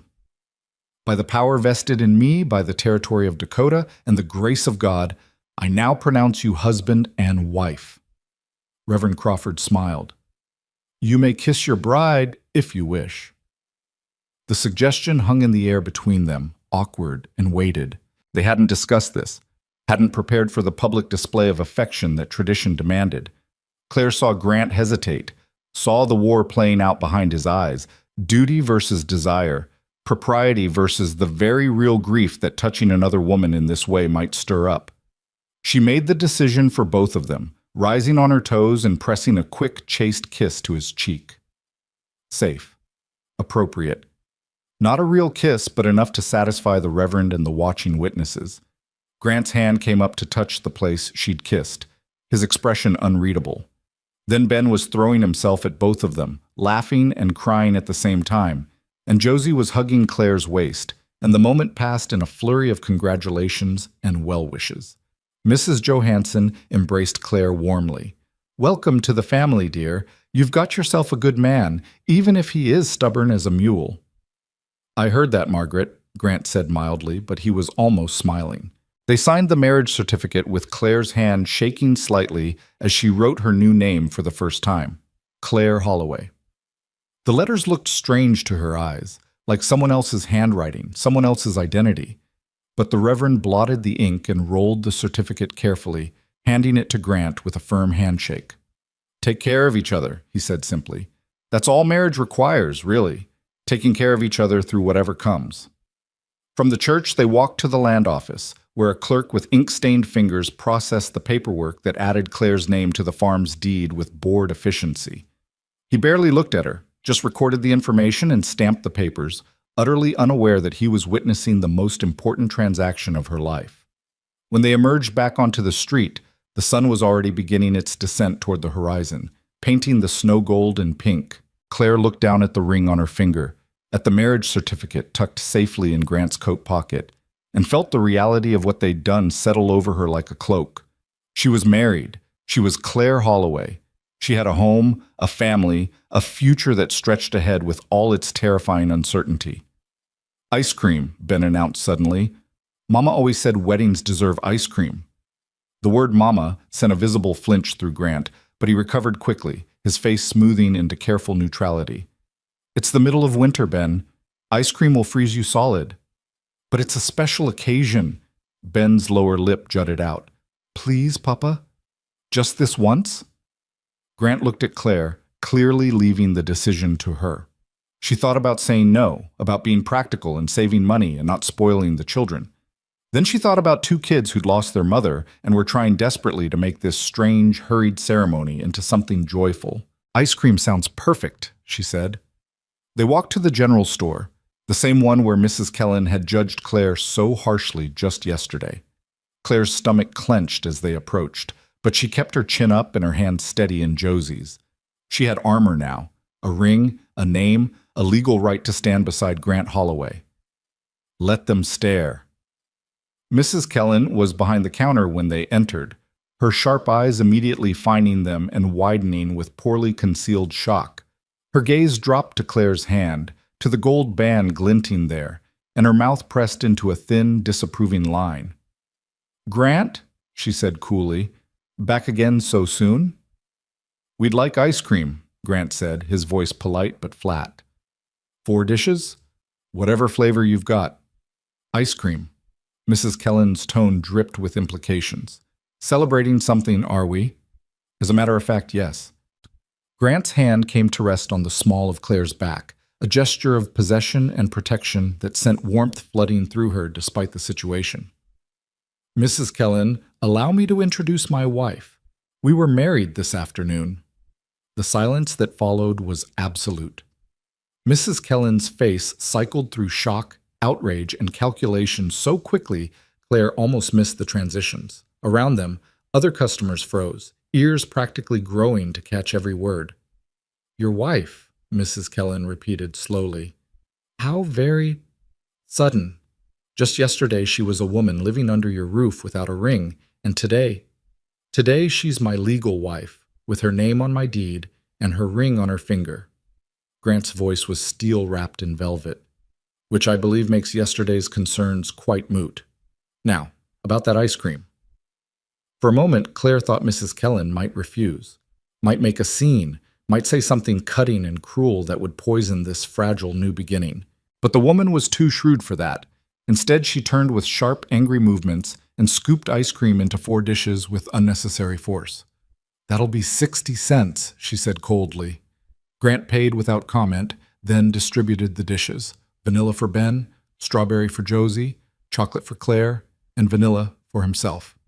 They sat at the small table by the window and ate their ice cream while the entire store pretended not to watch them, and Claire felt a hysterical laugh building in her chest.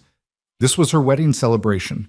Ice cream in a hostile general store with her new stepchildren and a husband who looked like he was facing a firing squad.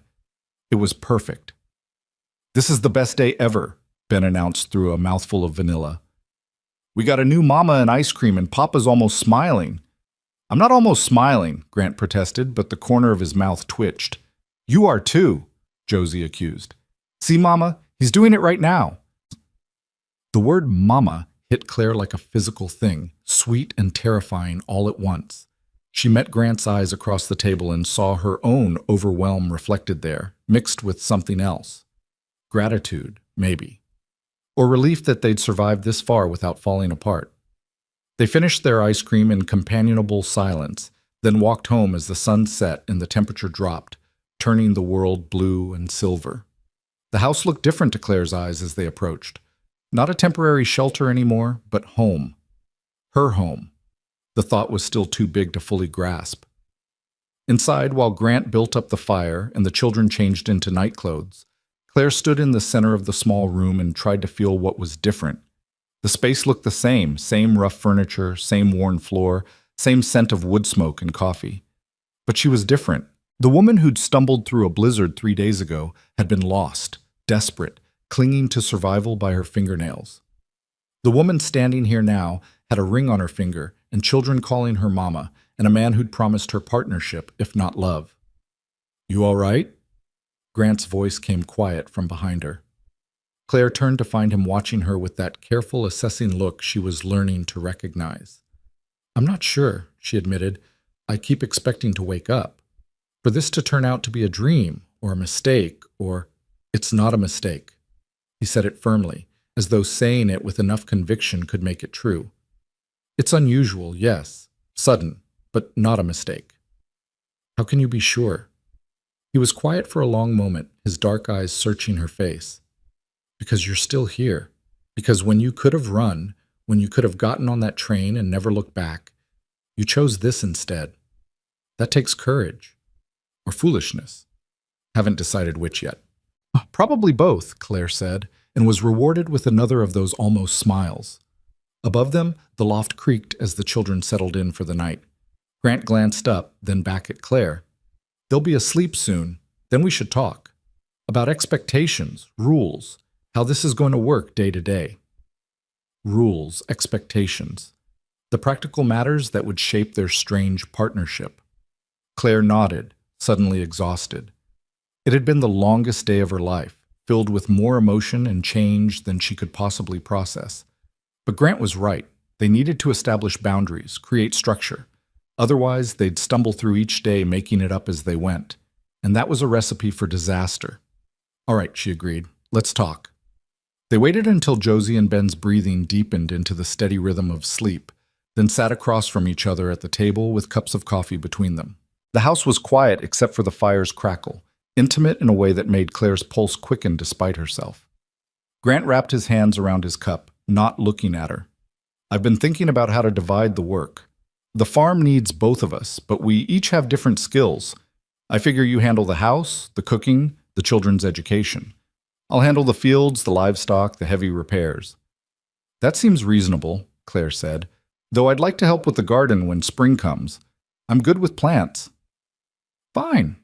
The garden's yours. He took a sip of coffee. Money. We'll need to discuss money. Everything we have goes into the farm or the household. No separate funds, no his and hers. We're in this together, which means we decide together how resources get spent. The trust implicit in that statement took her breath away. He was offering her equal say in financial matters, treating her like a true partner rather than a dependent. I agree. Though I should tell you I have $20 saved. It's not much, but keep it. Grant cut her off.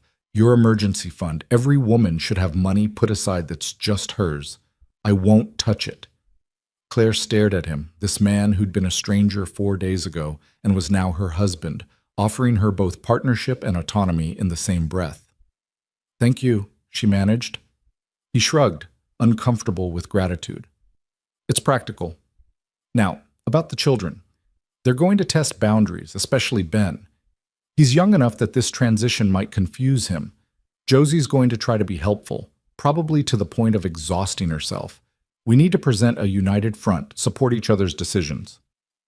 And if we disagree, then we discuss it in private and come to a compromise before facing them. Never undermine each other in front of the kids. His eyes met hers, serious. My wife, my first wife. And I learned that the hard way. Children are smart. They'll exploit any crack in the foundation if you let them. His wife. The woman whose ring Claire now wore, whose bed she'd slept in, whose place she was trying to fill. The ghost in this house, hovering between them like smoke.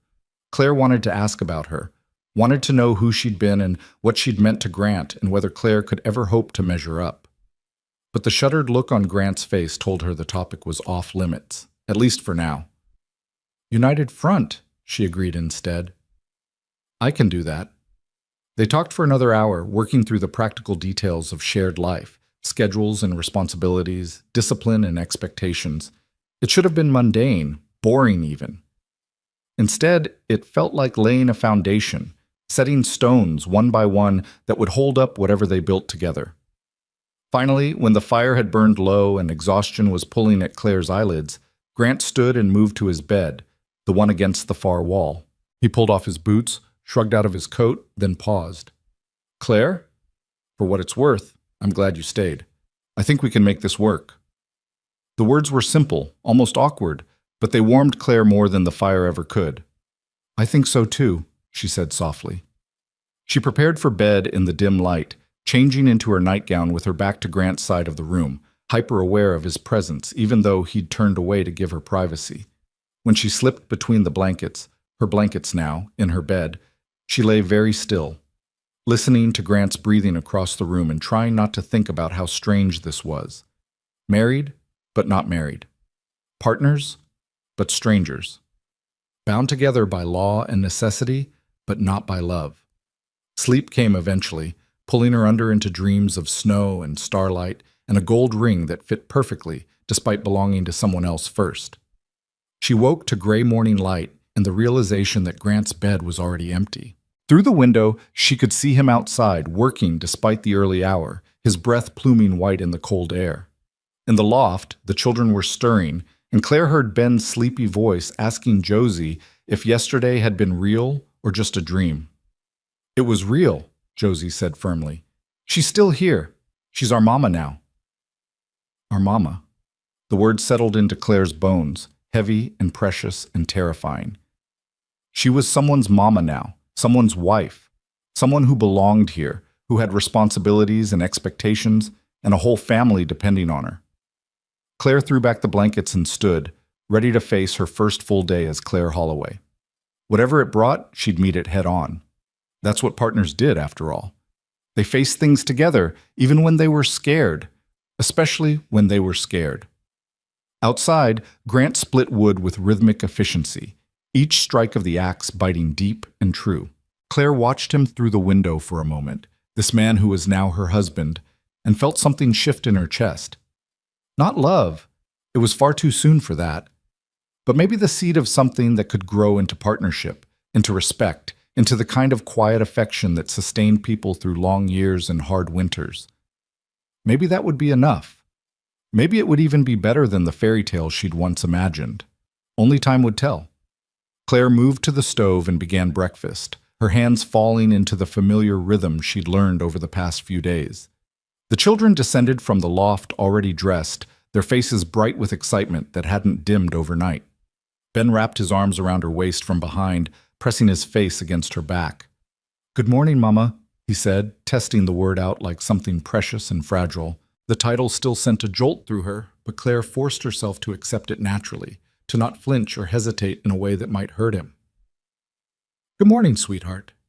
Did you sleep well? I dreamed about ice cream and weddings and you staying forever and ever. Forever and ever." The casual way he said it, the absolute faith in his voice, made Claire's throat tight. She turned and knelt down, bringing herself eye level with the boy. "I'm not going anywhere, Ben. This is my home now. You're my family." His face split into a grin so wide it seemed to take up his whole face, and he threw his arms around her neck, squeezing with the fierce intensity only children could manage. Over his shoulder, Claire saw Josie watching with tears in her eyes, and she held out one arm in invitation. The girl came quickly, folding herself into the embrace, and for a moment the three of them just held each other while the morning light strengthened and the smell of coffee filled the small house. The door opened, bringing a blast of cold air and Grant stamping snow from his boots. He stopped short at the sight of them tangled together on the floor, something unreadable crossing his face. Then he cleared his throat and moved to the basin to wash his hands, giving them space to separate naturally. "Wood's all split and stacked," he said, his voice gruff. "Should last us through the next cold snap." "Breakfast is almost ready," Claire replied, rising and smoothing her skirt. "Flapjacks and bacon." They ate together at the table, and Claire was struck by how different it felt from even yesterday morning. Then she'd been a guest, temporary and careful. Now she was the lady of the house, serving food in her own home to her own family. The shift was subtle but profound, changing everything about how she moved through the space. After breakfast, Grant pushed back from the table and looked at Claire seriously. "The children need to go to school today. They've missed enough days already, and people need to see that nothing's changed, that we're still a normal family." Normal family, as though anything about their situation was normal. But Claire understood what he meant. The town would be buzzing with gossip about their hasty marriage, and the best way to combat it was to act like there was nothing scandalous or shameful about it. Just a widower remarrying, children getting a new mother, life moving forward as it should. "Of course," she agreed. "What time does school start?" 8 o'clock. It's a mile walk, but they know the way." Grant hesitated, then added, "The teacher, Miss Warren, she's fair, kind. She won't let the other children be cruel." The implication hung heavy between them, that the other children might try to be cruel, that yesterday's marriage would make Josie and Ben targets for gossip and teasing. Claire's stomach clenched with worry, but she kept her expression calm for the children's sake. "I'm not afraid, Josie announced, lifting her chin with fierce pride. Let them say what they want. I've got a mama now, and that's more than half those kids can say about having someone who actually cares. The bitter wisdom in those words, the suggestion that having any mother was better than having a biological mother who didn't care, made Claire wonder what stories Josie had witnessed at school. What homes she'd seen that made her own motherless existence seem preferable. Ben, on the other hand, looked nervous. What if they're mean? What if they say bad things about Mama? Grant reached across and ruffled his son's hair. Then you remember that their words can't change the truth. Claire is your mother now, legal and proper. Anyone who has a problem with that can take it up with me. The protective edge in his voice sent warmth through Claire's chest. Whatever else this marriage was or wasn't, Grant was clearly willing to defend it publicly. That was something. She helped the children bundle into their coats and scarves, checking that they had their slates and readers. Josie's coat was too small across the shoulders, and Ben's had a tear in the sleeve that Claire made a mental note to mend. So many things needed doing, needed fixing, needed her attention. The weight of it should have been overwhelming. Instead, it felt like purpose. Be good, she told them at the door. Learn well. I'll have something warm waiting when you get home. Josie hugged her quickly, fiercely, then grabbed Ben's hand and headed out into the cold morning. Claire stood in the doorway watching them go, two small figures trudging through the snow toward town, and felt her heart squeeze with protective love so strong it hurt. These were her children now. If anyone hurt them, made them feel small or ashamed, she'd have something to say about it. They'll be fine, Grant's voice came from behind her. Josie's tough as nails, and Ben's got more friends than sense. The kids at school like him. Claire closed the door and turned to find Grant pulling on his work coat. And what about you? What are your plans for today? Fences need checking. Storm might have damaged some posts, and the Widow Marsh's place is just beyond our property line. Thought I'd stop by, make sure she got through all right. She's getting on in years, and her son moved to Chicago last fall. The consideration in his voice, the automatic assumption that checking on neighbors was just part of the day's work, told Claire more about Grant's character than any amount of conversation could have. He was a good man, gruff and guarded and half broken by grief, but fundamentally good. I'll come with you, she said suddenly. To the Widow Marsh's. I should meet the neighbors, and she might appreciate a woman's company. Grant looked surprised, then thoughtful. It's a cold walk, 3 miles at least. I've got a warm coat and sturdy boots. I'll manage. Something that might have been approval flickered across his face. All right then, let me finish the morning chores and we'll go. While Grant tended the animals and checked the water supply, Claire cleaned the breakfast dishes and made a mental inventory of the house. They needed so many things: new curtains for the windows, a proper rug for the floor, more blankets for the coming nights when winter would bite hardest. She had her $20 saved, but that needed to stretch for emergencies. Perhaps she could find ways to make what they needed rather than buying it. Her mother had taught her to sew, to knit, to make something from nothing. Those skills would serve her well here. An hour later, she and Grant set out across the snowy fields, walking side by side in companionable silence. The landscape was beautiful in the harsh winter light, all white expanses and dark fence lines cutting geometric patterns against the sky. Claire could see why Grant's first wife had loved the openness, the sense of endless possibility stretching to every horizon. Tell me about the Widow Marsh, she said after a while. What should I know? Grant considered the question as they walked. Her name's Eleanor. She's maybe 65, sharp as a tack, but her body's failing her. Arthritis in her hands makes it hard to cook, to do the fine work. Her husband died 10 years back, and she's been managing alone since her boy left. Proud woman. Won't ask for help even when she needs it. Claire heard the affection beneath his words and understood. The Widow Marsh was someone Grant respected, someone worth caring for. That told her how to approach the visit, with deference rather than pity, offering assistance as though it were a favor to them rather than to her.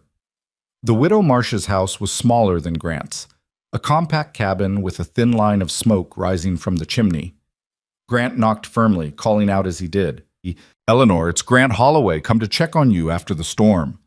The door opened to reveal a tiny woman with white hair pulled back in a bun and eyes the color of faded denim. She looked from Grant to Claire with sharp curiosity, taking in every detail of Claire's appearance with one sweeping glance. "Grant Holloway, tracking snow onto my clean floor," she said, but there was warmth beneath the scolding. "And who's this you've brought with you?" "This is my wife, Claire." Grant said it simply, matter-of-factly, as though it weren't earth-shaking news. "We married yesterday. Thought she should meet the neighbors." Eleanor's eyebrows rose toward her hairline. "Your wife? Well now, that is news. Come in, both of you. I'll put coffee on, and you can tell me all about this whirlwind courtship." Inside, the cabin was scrupulously clean but sparse, furnished with just the basics and showing signs of deferred maintenance. Claire noticed a loose board in the floor, a draft coming from around the window frame, a pile of mending that had clearly been abandoned due to the arthritis Grant had mentioned. They sat at Eleanor's small table while she fussed with coffee and cake, her movements careful and deliberate, compensating for the pain Claire could see in her gnarled hands. When Eleanor finally sat down, she fixed them both with that sharp gaze and waited. Grant told the story economically: the blizzard, Claire's arrival, the practical decision to marry rather than see her head off into uncertainty. He left out the emotional parts, the children's desperate need, his own reluctant surrender to the necessity of help. But Eleanor seemed to hear what wasn't being said anyway. "So you married for convenience," she said, looking at Claire directly. "Not for love." Claire met her eyes steadily. "I married for survival, and perhaps the chance at something better than I had before. Love is a luxury I couldn't afford." Eleanor smiled, and it transformed her weathered face. "Honest, at least. That's good. Too many people start marriages with pretty lies and wonder why they end up strangers." She turned to Grant. "And you? Are you done grieving your Sarah, or is this poor girl going to live in a dead woman's shadow?" The blunt question made Grant flinch, but he didn't look away. "I'll always grieve Sarah, but Claire deserves to be her own person, not a replacement. I know the difference." "Do you?" Eleanor's voice was gentle but probing. "Because knowing and doing are different things, Grant Holloway.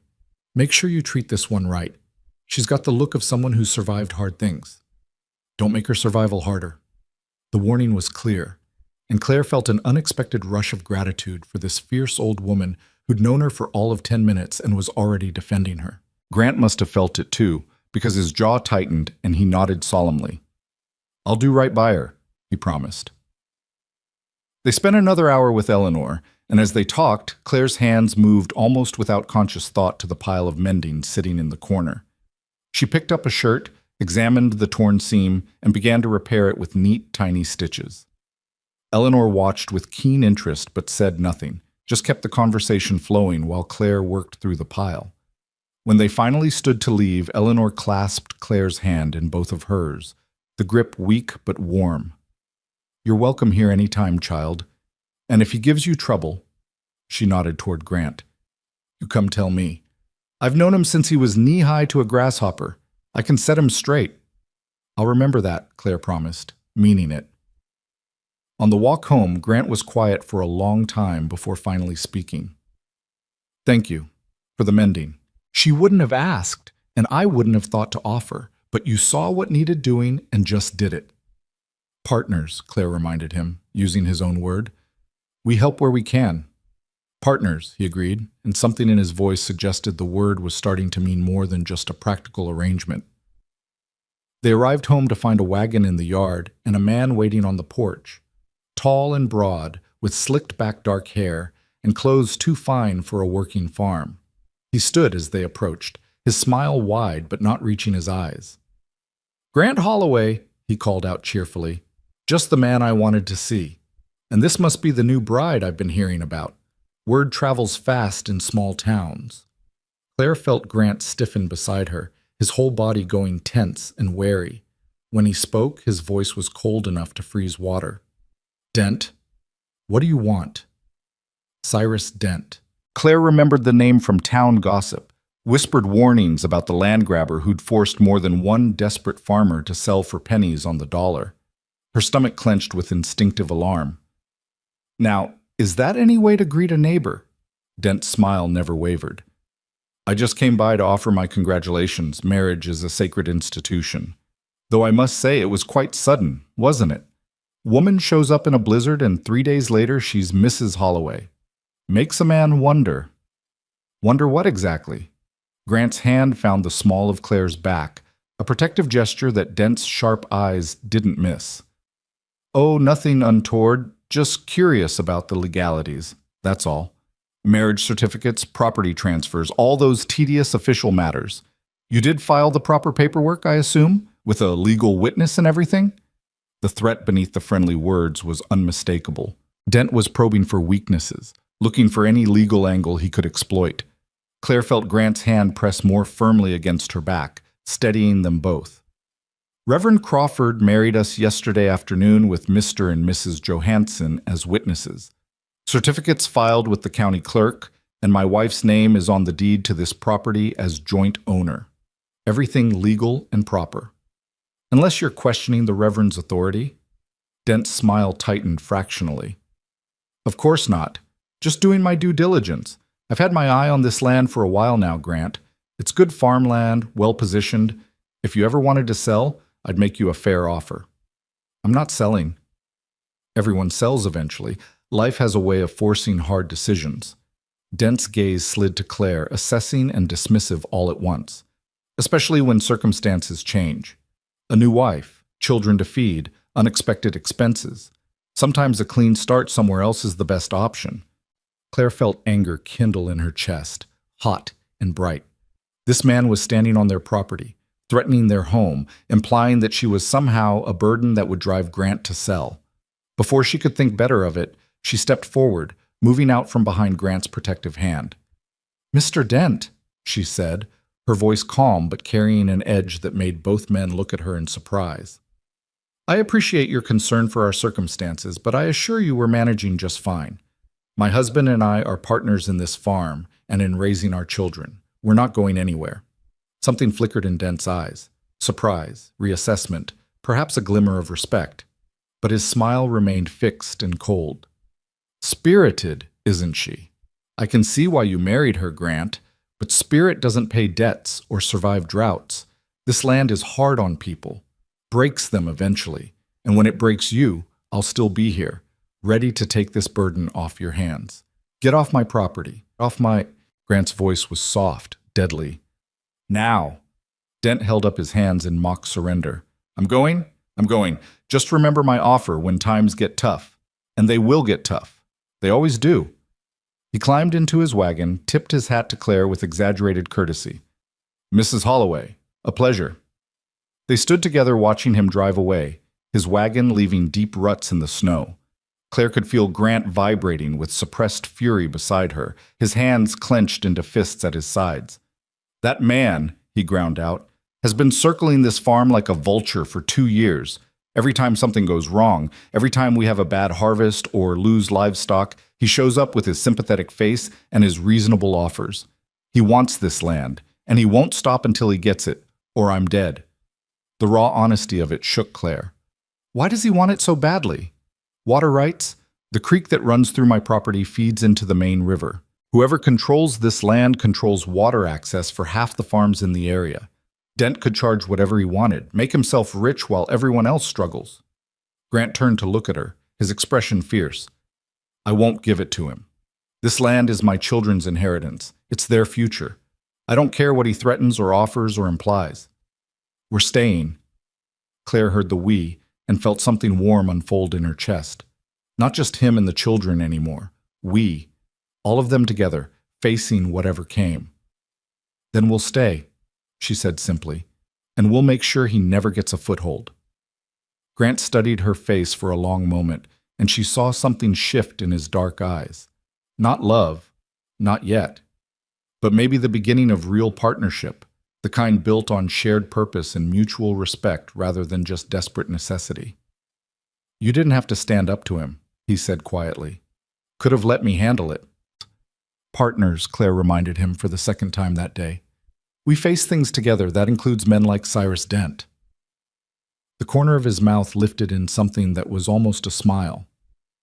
"Remind me never to get on your bad side." They went inside together, and Claire set about preparing lunch while Grant checked the supplies in the cellar, making lists of what they'd need before spring. The encounter with Dent had shaken them both, but it had also clarified something. This farm, this life, this fragile family they were building, it was worth protecting, worth fighting for. The children came home from school full of chatter and energy, Ben announcing that his friend Tommy wanted to come play sometime and could he please? Josie was quieter, but she seemed unharmed by whatever gossip had circulated at school, and when Claire asked gently about her day, the girl just shrugged. Miss Warren asked if the stories were true, and I said yes, you married Papa and now you're our mother. She said she was happy for us. Some of the other kids stared, but nobody said anything mean.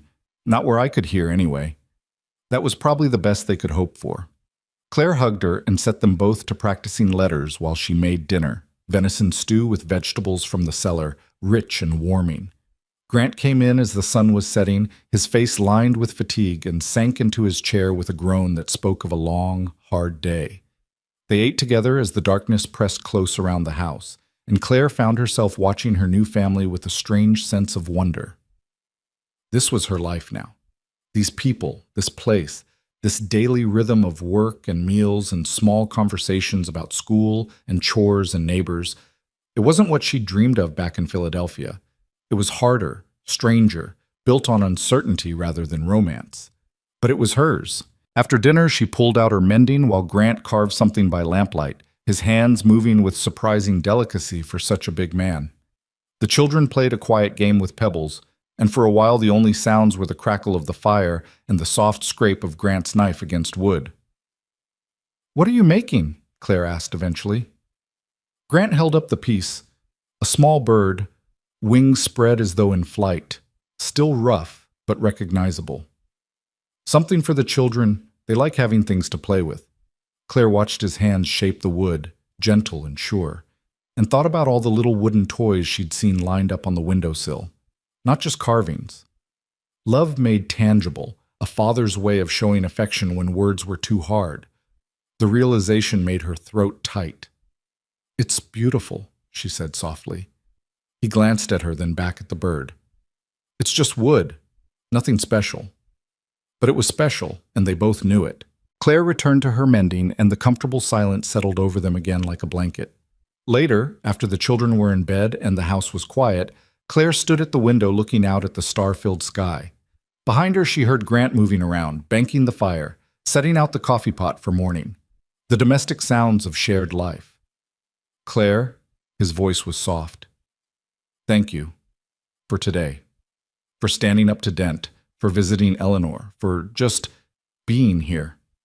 She turned to find him standing in the middle of the room, the lamplight casting his scarred face into shadow and light. He looked vulnerable in a way she'd never seen before. The careful walls lowered just enough to let her glimpse the man beneath. "You don't have to thank me," she said. "I'm your wife. This is what partners do." "I know, but—" He stopped, struggled with words. "I haven't been a partner to anyone in 4 years. I forgot how. Forgot what it means to have someone standing beside me instead of behind me or in front of me or gone altogether. It's going to take time for me to remember." The honesty of it broke something open in Claire's chest. "Then we'll learn together, both of us. I don't know how to be a wife or a mother or a farmer any more than you know how to be a partner again. We'll figure it out as we go." Grant nodded slowly, and for just a moment Claire thought he might cross the room, might reach for her hand or offer some small gesture of affection. But the moment passed, and he turned away instead, moving to his own bed. "Good night, Claire." "Good night, Grant." She lay in her bed listening to his breathing across the room and thought about all the ways they were learning each other, building something new from broken pieces. It would take time, maybe years. Maybe it would never become the kind of love story she'd once dreamed of. But lying there in the darkness, with her ring solid on her finger and her family safe under the same roof, Claire thought that maybe, just maybe, this quiet partnership built on honesty and mutual respect might turn into something even better than a dream, something real. The next morning brought new routines and new challenges. The children needed lunches packed for school, and Claire realized she had no idea what provisions they had or what would keep. Grant showed her the cellar, the careful organization of jars and sacks, the precious supplies that had to last until spring. Together they assembled simple meals, bread and cheese, dried apples, a precious cookie each that Ben received with the reverence usually reserved for gold. After the children left, Claire and Grant fell into a working rhythm that felt surprisingly natural. He went out to check the livestock while she cleaned the house, sweeping and scrubbing until everything gleamed. She found herself humming as she worked, an old song her mother used to sing, and realized with a start that she was happy. Not deliriously, romantically happy, but contentedly, purposefully happy. The kind of happiness that came from useful work and belonging. At midday, Grant came in for lunch, and they sat together eating bread and cold meat. He told her about a ewe that was showing signs of coming into labor early, and she told him about finding a leak in the roof above the loft that would need attention. Mundane conversations about mundane problems, but underneath it was the steady building of partnership, of two people learning to work in tandem. "I've been thinking," Grant said as they finished eating, "about what Dent said yesterday, about unexpected expenses and hard times." Claire's stomach tightened. "You're not actually considering selling?" "No, never. But he wasn't entirely wrong about expenses. We're managing, but just barely. One bad harvest, one hard winter, and we could be in real trouble." He met her eyes steadily. "I want to be honest with you about what you've taken on. This farm, this life, it's not secure. There are no guarantees." "There are never guarantees," Claire said. "I learned that when my parents died. When my fiancé abandoned me at a train station. The only thing we can control is how we face the uncertainty." "And how do you want to face it?" Claire thought about the question seriously. "Together. Honestly. Planning as best we can, but accepting that sometimes plans fail. And when they do, we adjust and keep going. Because giving up isn't an option, not when we have children depending on us." Grant's expression softened in a way she was learning to recognize as approval. "Together, then. And honestly, I can work with that." The afternoon passed in separate labors. Grant outside battling the cold and the endless demands of the farm. Claire inside creating order from chaos and learning the geography of her new home. She found treasures tucked away in unexpected places. A box of precious sugar hidden behind flour sacks. A bundle of herbs hanging in the rafters that filled the house with the scent of summer when she brushed them. A small leather-bound book tucked under the bed that turned out to be a ledger where Grant tracked every penny spent and earned. She sat with that ledger for a long time, studying the careful columns of numbers, seeing the story they told. The farm made just enough to sustain them if nothing went wrong. But there was no cushion, no safety net. One disaster, and they'd be at Cyrus Dent's mercy. The knowledge should have frightened her. Instead, it clarified things. They needed to be smart, careful, always planning ahead. And they needed to work together because neither of them could survive this alone. When the children came home, Claire had fresh bread cooling on the table and a pot of soup warming on the stove. Their faces lit up at the sight and smell, and they fell on the food like they'd been starving, which made Claire wonder how many meals had been skipped or skimped in the years before she came. "Tell me about school," she said as they ate. Ben launched into an enthusiastic account of arithmetic lessons while Josie picked at her bread. Her usual brightness dimmed. Claire watched her carefully, noting the tension in the girl's shoulders, the way she kept glancing toward the door as though expecting trouble to walk through it. "Josie?" Claire prompted gently. "Everything all right?" The girl's jaw tightened. "Tommy Peterson said his ma told him we're not a real family, that you only married Papa for his land and you'll leave when you get tired of us." Her voice cracked. "I told him he was a liar and his ma didn't know anything, but he just laughed."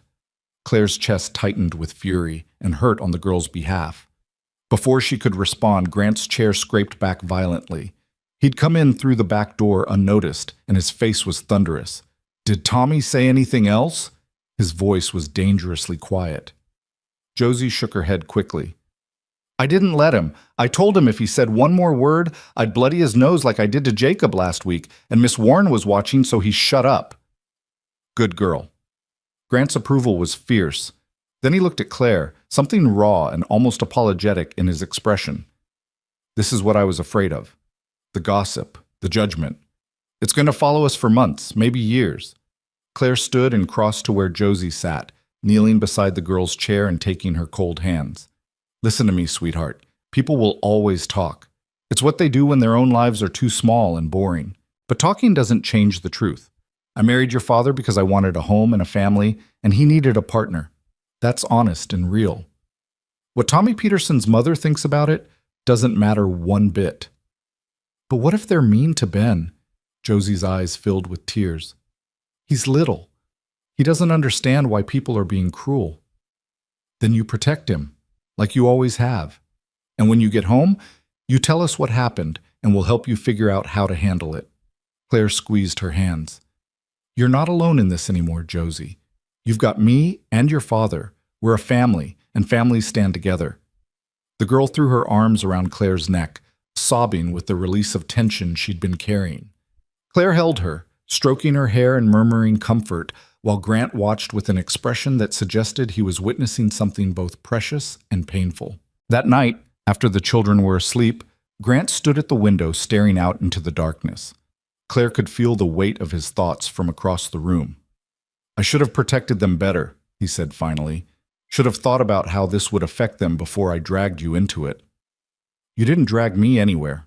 I chose this. Claire set down her mending and moved to stand beside him. And you can't protect children from the whole world, Grant. All you can do is give them the tools to face it and the knowledge that they're loved enough to come home to. He turned to look at her, and in the dim lamplight his scarred face looked younger, more vulnerable. You're good with them. Better than I expected. Better than I deserve. They're easy to love, Claire said simply. They're brave and smart and kind even after everything they've lost. That's your doing. You raised them well. Sarah raised them. I just kept them alive after she was gone. There it was again, the ghost between them, the woman whose shadow stretched long across this house and this family. Claire knew she should let it go, should accept that Grant's grief was his own business. But standing there in the quiet darkness, she found herself speaking anyway. Tell me about her. About Sarah. Grant's whole body went rigid. Why? Because she was important to you. Because the children loved her and miss her. Because if I'm going to be part of this family, I should know who came before me. Claire kept her voice gentle. I'm not trying to replace her, Grant. I just want to understand. He was silent for so long she thought he wouldn't answer. Then slowly he began to speak. She was from Virginia, educated, refined, everything I wasn't. Her family had money, connections. She could have married anyone. But she chose me, God knows why. His voice was distant, remembering. She was brave, came west with nothing but a carpetbag and dreams about building something new. This house was half the size then, barely more than a shack. She never complained, just rolled up her sleeves and made it home. She sounds remarkable. She was. She was also stubborn as hell, terrible at cooking, and sang off key loud enough to scare the chickens. A ghost of a smile crossed his face. She loved the children fiercely. Used to tell them stories every night, made up tales about brave knights and clever princesses. Josie has her determination. Ben has her joy. Claire heard the love in his voice, raw and real, even after 4 years. It didn't hurt the way she might have expected. Instead, it told her something important about the man she'd married. He was capable of deep, lasting love. He'd given it once completely. Whether he could ever give it again remained to be seen. When she died, Grant continued, his voice rougher now, it broke something in me. I was so angry. Angry at God, at fate, at her for leaving me. I blamed Ben for a long time. An innocent baby, and I blamed him. He turned to face Claire fully, his eyes haunted. It took me almost a year to even hold him without feeling that rage. By then, I'd missed so much. His first smile, his first word. Sarah would have hated what I became. But you came back from it, Claire said firmly. You learned to love him. You're raising both children with everything you have. That's what matters. Is it? Because some days I look at them and all I see is what I'm failing to give them. A real home. A mother who's there by choice, not obligation. A father who isn't half dead inside. Claire reached out and took his hand, the gesture surprising them both. His palm was rough with calluses, warm and solid. You gave them me. That counts for something. And you're not half dead, Grant. You're just wounded. There's a difference. He stared down at their joined hands, and Claire saw him struggle with something. When he finally spoke, his voice was barely a whisper. "I'm afraid." "Of what?" "Of starting to care again. Of letting you matter, letting this matter, and then losing it all over again. I don't think I could survive that twice." The raw honesty of it broke Claire's heart. She squeezed his hand tighter. "I can't promise you won't lose things. None of us can promise that. But I can promise I'm not going anywhere by choice. I meant my vows, Grant, for better or worse. That includes the scary parts." He lifted their joined hands and looked at them in the lamplight, her small pale fingers wrapped in his larger, darker ones. "I'll try," he said finally. "To be a real partner, to let this be more than just an arrangement. But I'm going to be terrible at it, fair warning." "Then we'll be terrible at it together." Claire smiled despite the seriousness of the moment. "I'm not exactly an expert at partnership either." He huffed a quiet laugh, and the sound warmed something in Claire's chest. This was progress. Slow and painful and honest, but progress nonetheless. She released his hand and returned to her mending, and they finished the evening in comfortable silence, two wounded people learning to exist in the same space without armor. The days that followed settled into a rhythm. Mornings were for chores and breakfast, getting the children ready for school. Days were for work. Grant outside battling the endless demands of the farm, Claire inside creating order and comfort. Evenings were for family, for shared meals and quiet conversation, and the small intimacies of people learning to live together. And slowly, almost imperceptibly, things began to shift. Grant started leaving Claire a cup of coffee on the table each morning, already sweetened the way she liked. She started mending his clothes before he even noticed they needed it, leaving them folded on his bed. The children gravitated to her naturally now, bringing their small problems and victories to her as easily as they did to their father. 1 week passed, then 2. Winter deepened, bringing bitter cold and heavy snows that kept them close to home. The isolation should have been oppressive. Instead, Claire found it oddly freeing. Here, away from town and gossip, they could just be themselves. No pretense, no performance, just a family figuring out how to exist together. It was during the 3rd week, on a particularly brutal morning when the wind screamed around the house like something alive, that disaster struck. Claire woke to Ben's crying, a desperate, frightened sound that sent her heart into her throat. She rushed to the loft ladder and found Josie crouched beside her brother, her face white with fear. "He's burning up," Josie said, her voice shaking. "I can't wake him properly. He just moans and says he's cold even though he's hot as fire." Claire climbed into the loft and pressed her hand to Ben's forehead. The child was indeed burning with fever, his skin dry and flushed, his eyes glassy when they fluttered open. Terror gripped her chest, but she forced herself to stay calm. "Grant!" she called down. "Grant, I need you!" He was up the ladder in seconds, taking in the situation with one sweep of his eyes. His face went pale, and Claire saw the naked fear there, the memory of another sickness, another desperate fight against death. "Not again," he whispered. "God, please not again." "Focus." Claire's voice cracked like a whip, pulling him back from the edge of panic. "We need cool water and clean cloths. And check if we have any willow bark. Josie, get dressed and stay warm. Your father's going to need your help." The authority in her voice steadied them all. Grant climbed down and moved mechanically, gathering what she'd asked for. Claire carefully lifted Ben and carried him down the ladder, laying him on her own bed where she could tend him properly. The boy whimpered, reaching for her with hot, seeking hands. "Mama, I'm so cold.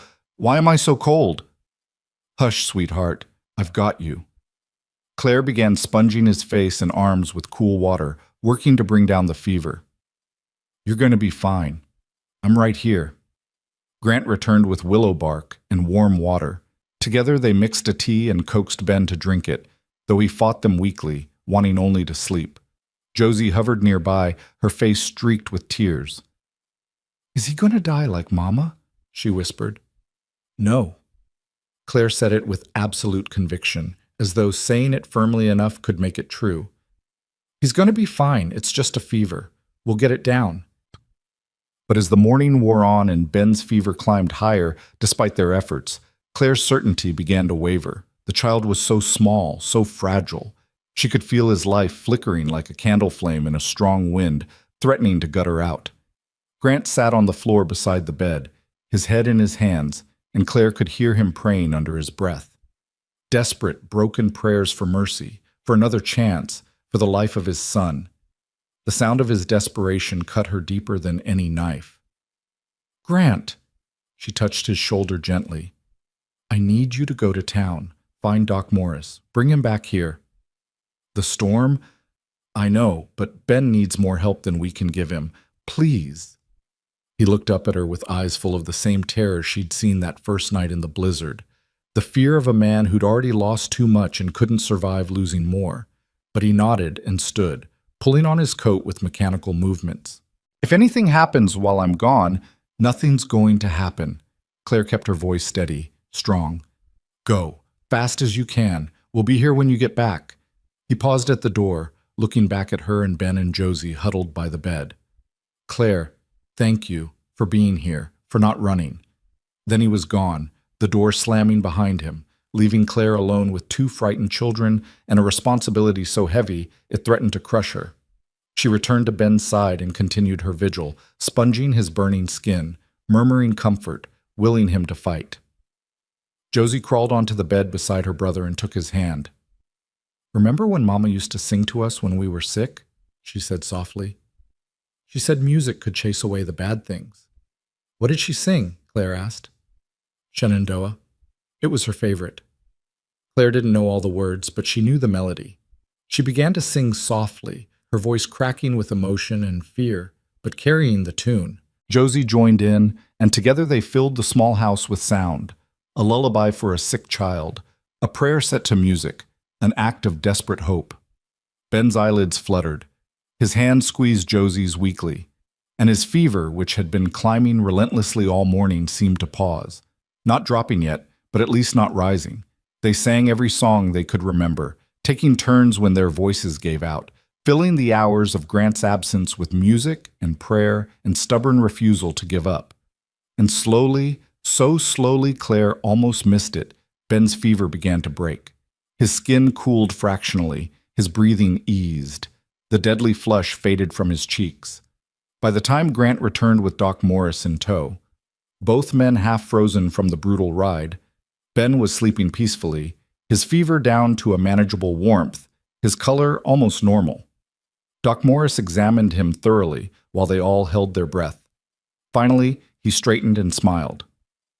"Crisis has passed. Looks like you two did everything right. Another few hours, and I might have been worried, but he's through the worst of it now." The relief that flooded through Claire made her knees buckle. Grant caught her, his strong hand steadying her, and she leaned into him without thinking, letting him take her weight. They stood like that for a long moment, holding each other up, while Josie cried happy tears and Doc Morris packed up his bag. "You'll want to watch him for the next day or so," the doctor said. "Keep him warm, give him plenty to drink. But barring any setbacks, he should be up and causing trouble in a few days." After Doc Morris left, refusing payment with a wave of his hand and promising to check back in a few days, the house fell quiet. Grant sent Josie to the loft to rest, then turned to Claire with an expression she couldn't quite read. "You saved him," he said simply. "We saved him, together." "No, I was useless, frozen with fear. You took charge. You knew what to do. You kept Josie calm and stayed strong when I couldn't." His voice was rough with emotion. "Sarah would have been proud of you. I know I am." The comparison to his dead wife should have stung. Instead, Claire heard it for what it was, the highest compliment he knew how to give. She touched his hand lightly. "We're partners, remember? When one of us can't be strong, the other holds us up. Today it was my turn. Tomorrow it might be yours." He looked at their hands where they touched, then back at her face. "Claire, I need to tell you something."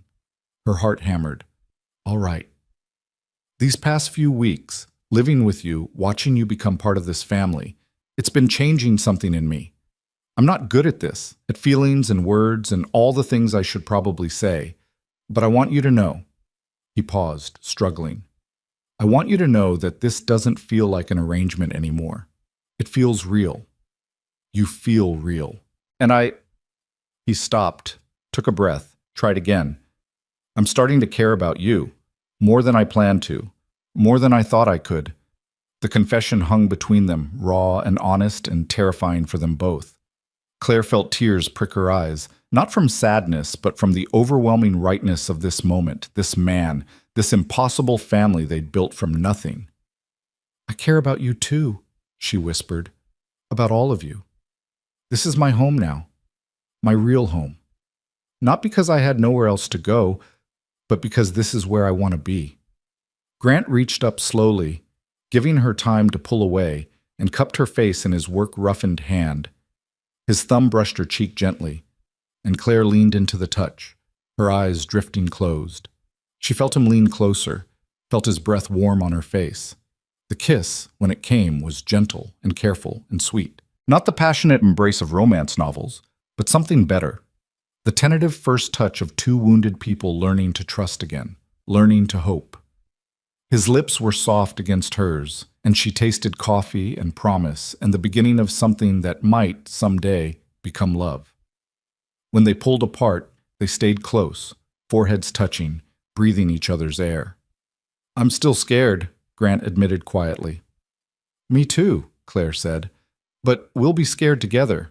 He smiled, a real smile, not the ghost of one, and it transformed his face, making him look years younger. "Together," he agreed. A week later, spring began to show its first tentative signs. The worst of winter was breaking, and with it came the thaw in other ways too. Ben recovered fully, bouncing around the house with renewed energy. The children went back to school, and the gossip about Claire's sudden marriage began to fade into just another piece of town history. But Cyrus Dent hadn't forgotten. He appeared again one afternoon in early March, his wagon rumbling into the yard just as Claire was hanging laundry. This time, though, he wasn't alone. 3 men rode with him, hard-faced and carrying an official-looking document. Grant was in the barn when they arrived, but he heard the commotion and came out quickly, his hand instinctively reaching for the axe he'd been using. Claire moved to his side without thinking, presenting a united front. "Dent," Grant said coldly, "I told you to stay off my property. Now, is that any way to talk to the man who's about to save you from ruin?" Dent's smile was shark-like. "I've been doing some research, Grant, looking into property records, and I found something very interesting." He unfolded the document with a flourish.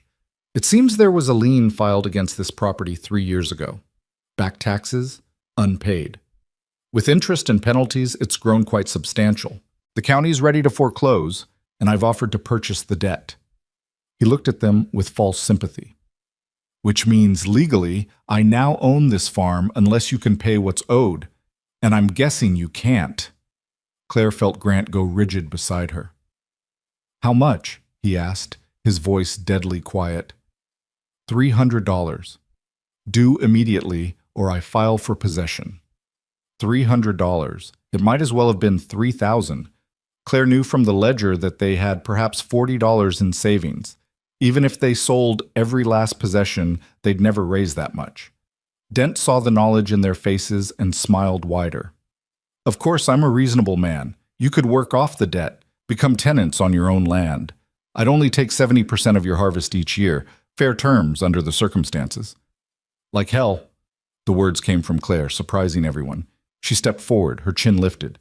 "You're lying about that lien. Back taxes get paid from harvest sales every year. Grant's never missed a payment. Can you prove that?" Dent's eyes glittered. "Because I have official records that say otherwise. And I have receipts." Grant's voice was still quiet, but there was steel underneath. "Every payment dated and signed by the tax collector. They're filed at the county office." For the first time, Dent's smile faltered. "The county office burned down last year. Those records are gone." "The county office burned," Grant agreed, "but I keep copies, filed safe in my desk." He gestured toward the house. "Would you like to see them? Or should we ride to town together and sort this out with the sheriff?" The color drained from Dent's face. Behind him, his men shifted uncomfortably, clearly not eager to be part of whatever scheme their employer had cooked up. Claire watched the man's confidence crumble and felt fierce satisfaction. "Those receipts could be forged," Dent tried weakly. "So could your lien." Grant stepped forward, and there was something dangerous in his posture. "Here's what's going to happen, Dent. You and your men are going to get off my property. Then you're going to withdraw that fraudulent lien. And if you ever come back here, if you ever threaten my family or my land again, I'll make sure everyone in the territory knows exactly what kind of man you are. The kind who forges documents and steals from widowers. You can't prove, can I? Because I've got a feeling if the sheriff looks closely at your document, he'll find some interesting discrepancies, and I've got witnesses now. Grant's hand found Claire's. My wife, my neighbors, people who know I've paid my debts honestly. Your word against all of ours. How do you think that'll play? The standoff stretched taut as wire. Then Dent's shoulders sagged, and Claire knew they'd won. He climbed back into his wagon with as much dignity as he could muster, his men following quickly. This isn't over, he tried one last time. Yes, Grant said firmly. It is. They watched the wagon disappear down the road, and only when it was gone did Claire allow herself to breathe. Her hands were shaking with residual fear and fury. Did you really keep copies of all those receipts? She asked. Grant's mouth twitched. I keep copies of everything. Sarah taught me that. Said you could never be too careful with legal matters. Claire started laughing, the sound breaking loose from her chest like something that had been held too long. Grant joined her, and they stood in the yard laughing together while the first green shoots of spring pushed through the melting snow, and the threat that had hung over them for years finally dispersed like morning fog. That evening, as they sat around the table after dinner, Grant cleared his throat. I've been thinking, he began, about what makes a home, what makes a family. Josie and Ben looked up from their slates, curious. Claire set down her mending, giving him her full attention. When Sarah died, I thought home died with her. Thought family was just going through motions, keeping us all fed and housed and breathing, but not really living. He looked at each of them in turn. I was wrong. Home isn't a place or even a person. It's the people who choose to stand together no matter what comes. And family is what we build with our choices and our courage and our willingness to care even when caring hurts. He reached into his pocket and pulled out 2 small wooden birds, perfectly carved, wings spread in flight. He set one in front of Josie and one in front of Ben. These are for you, to remember that home is where you're brave enough to land, even when you've been flying scared for a long time. The children clutched their birds with reverent wonder.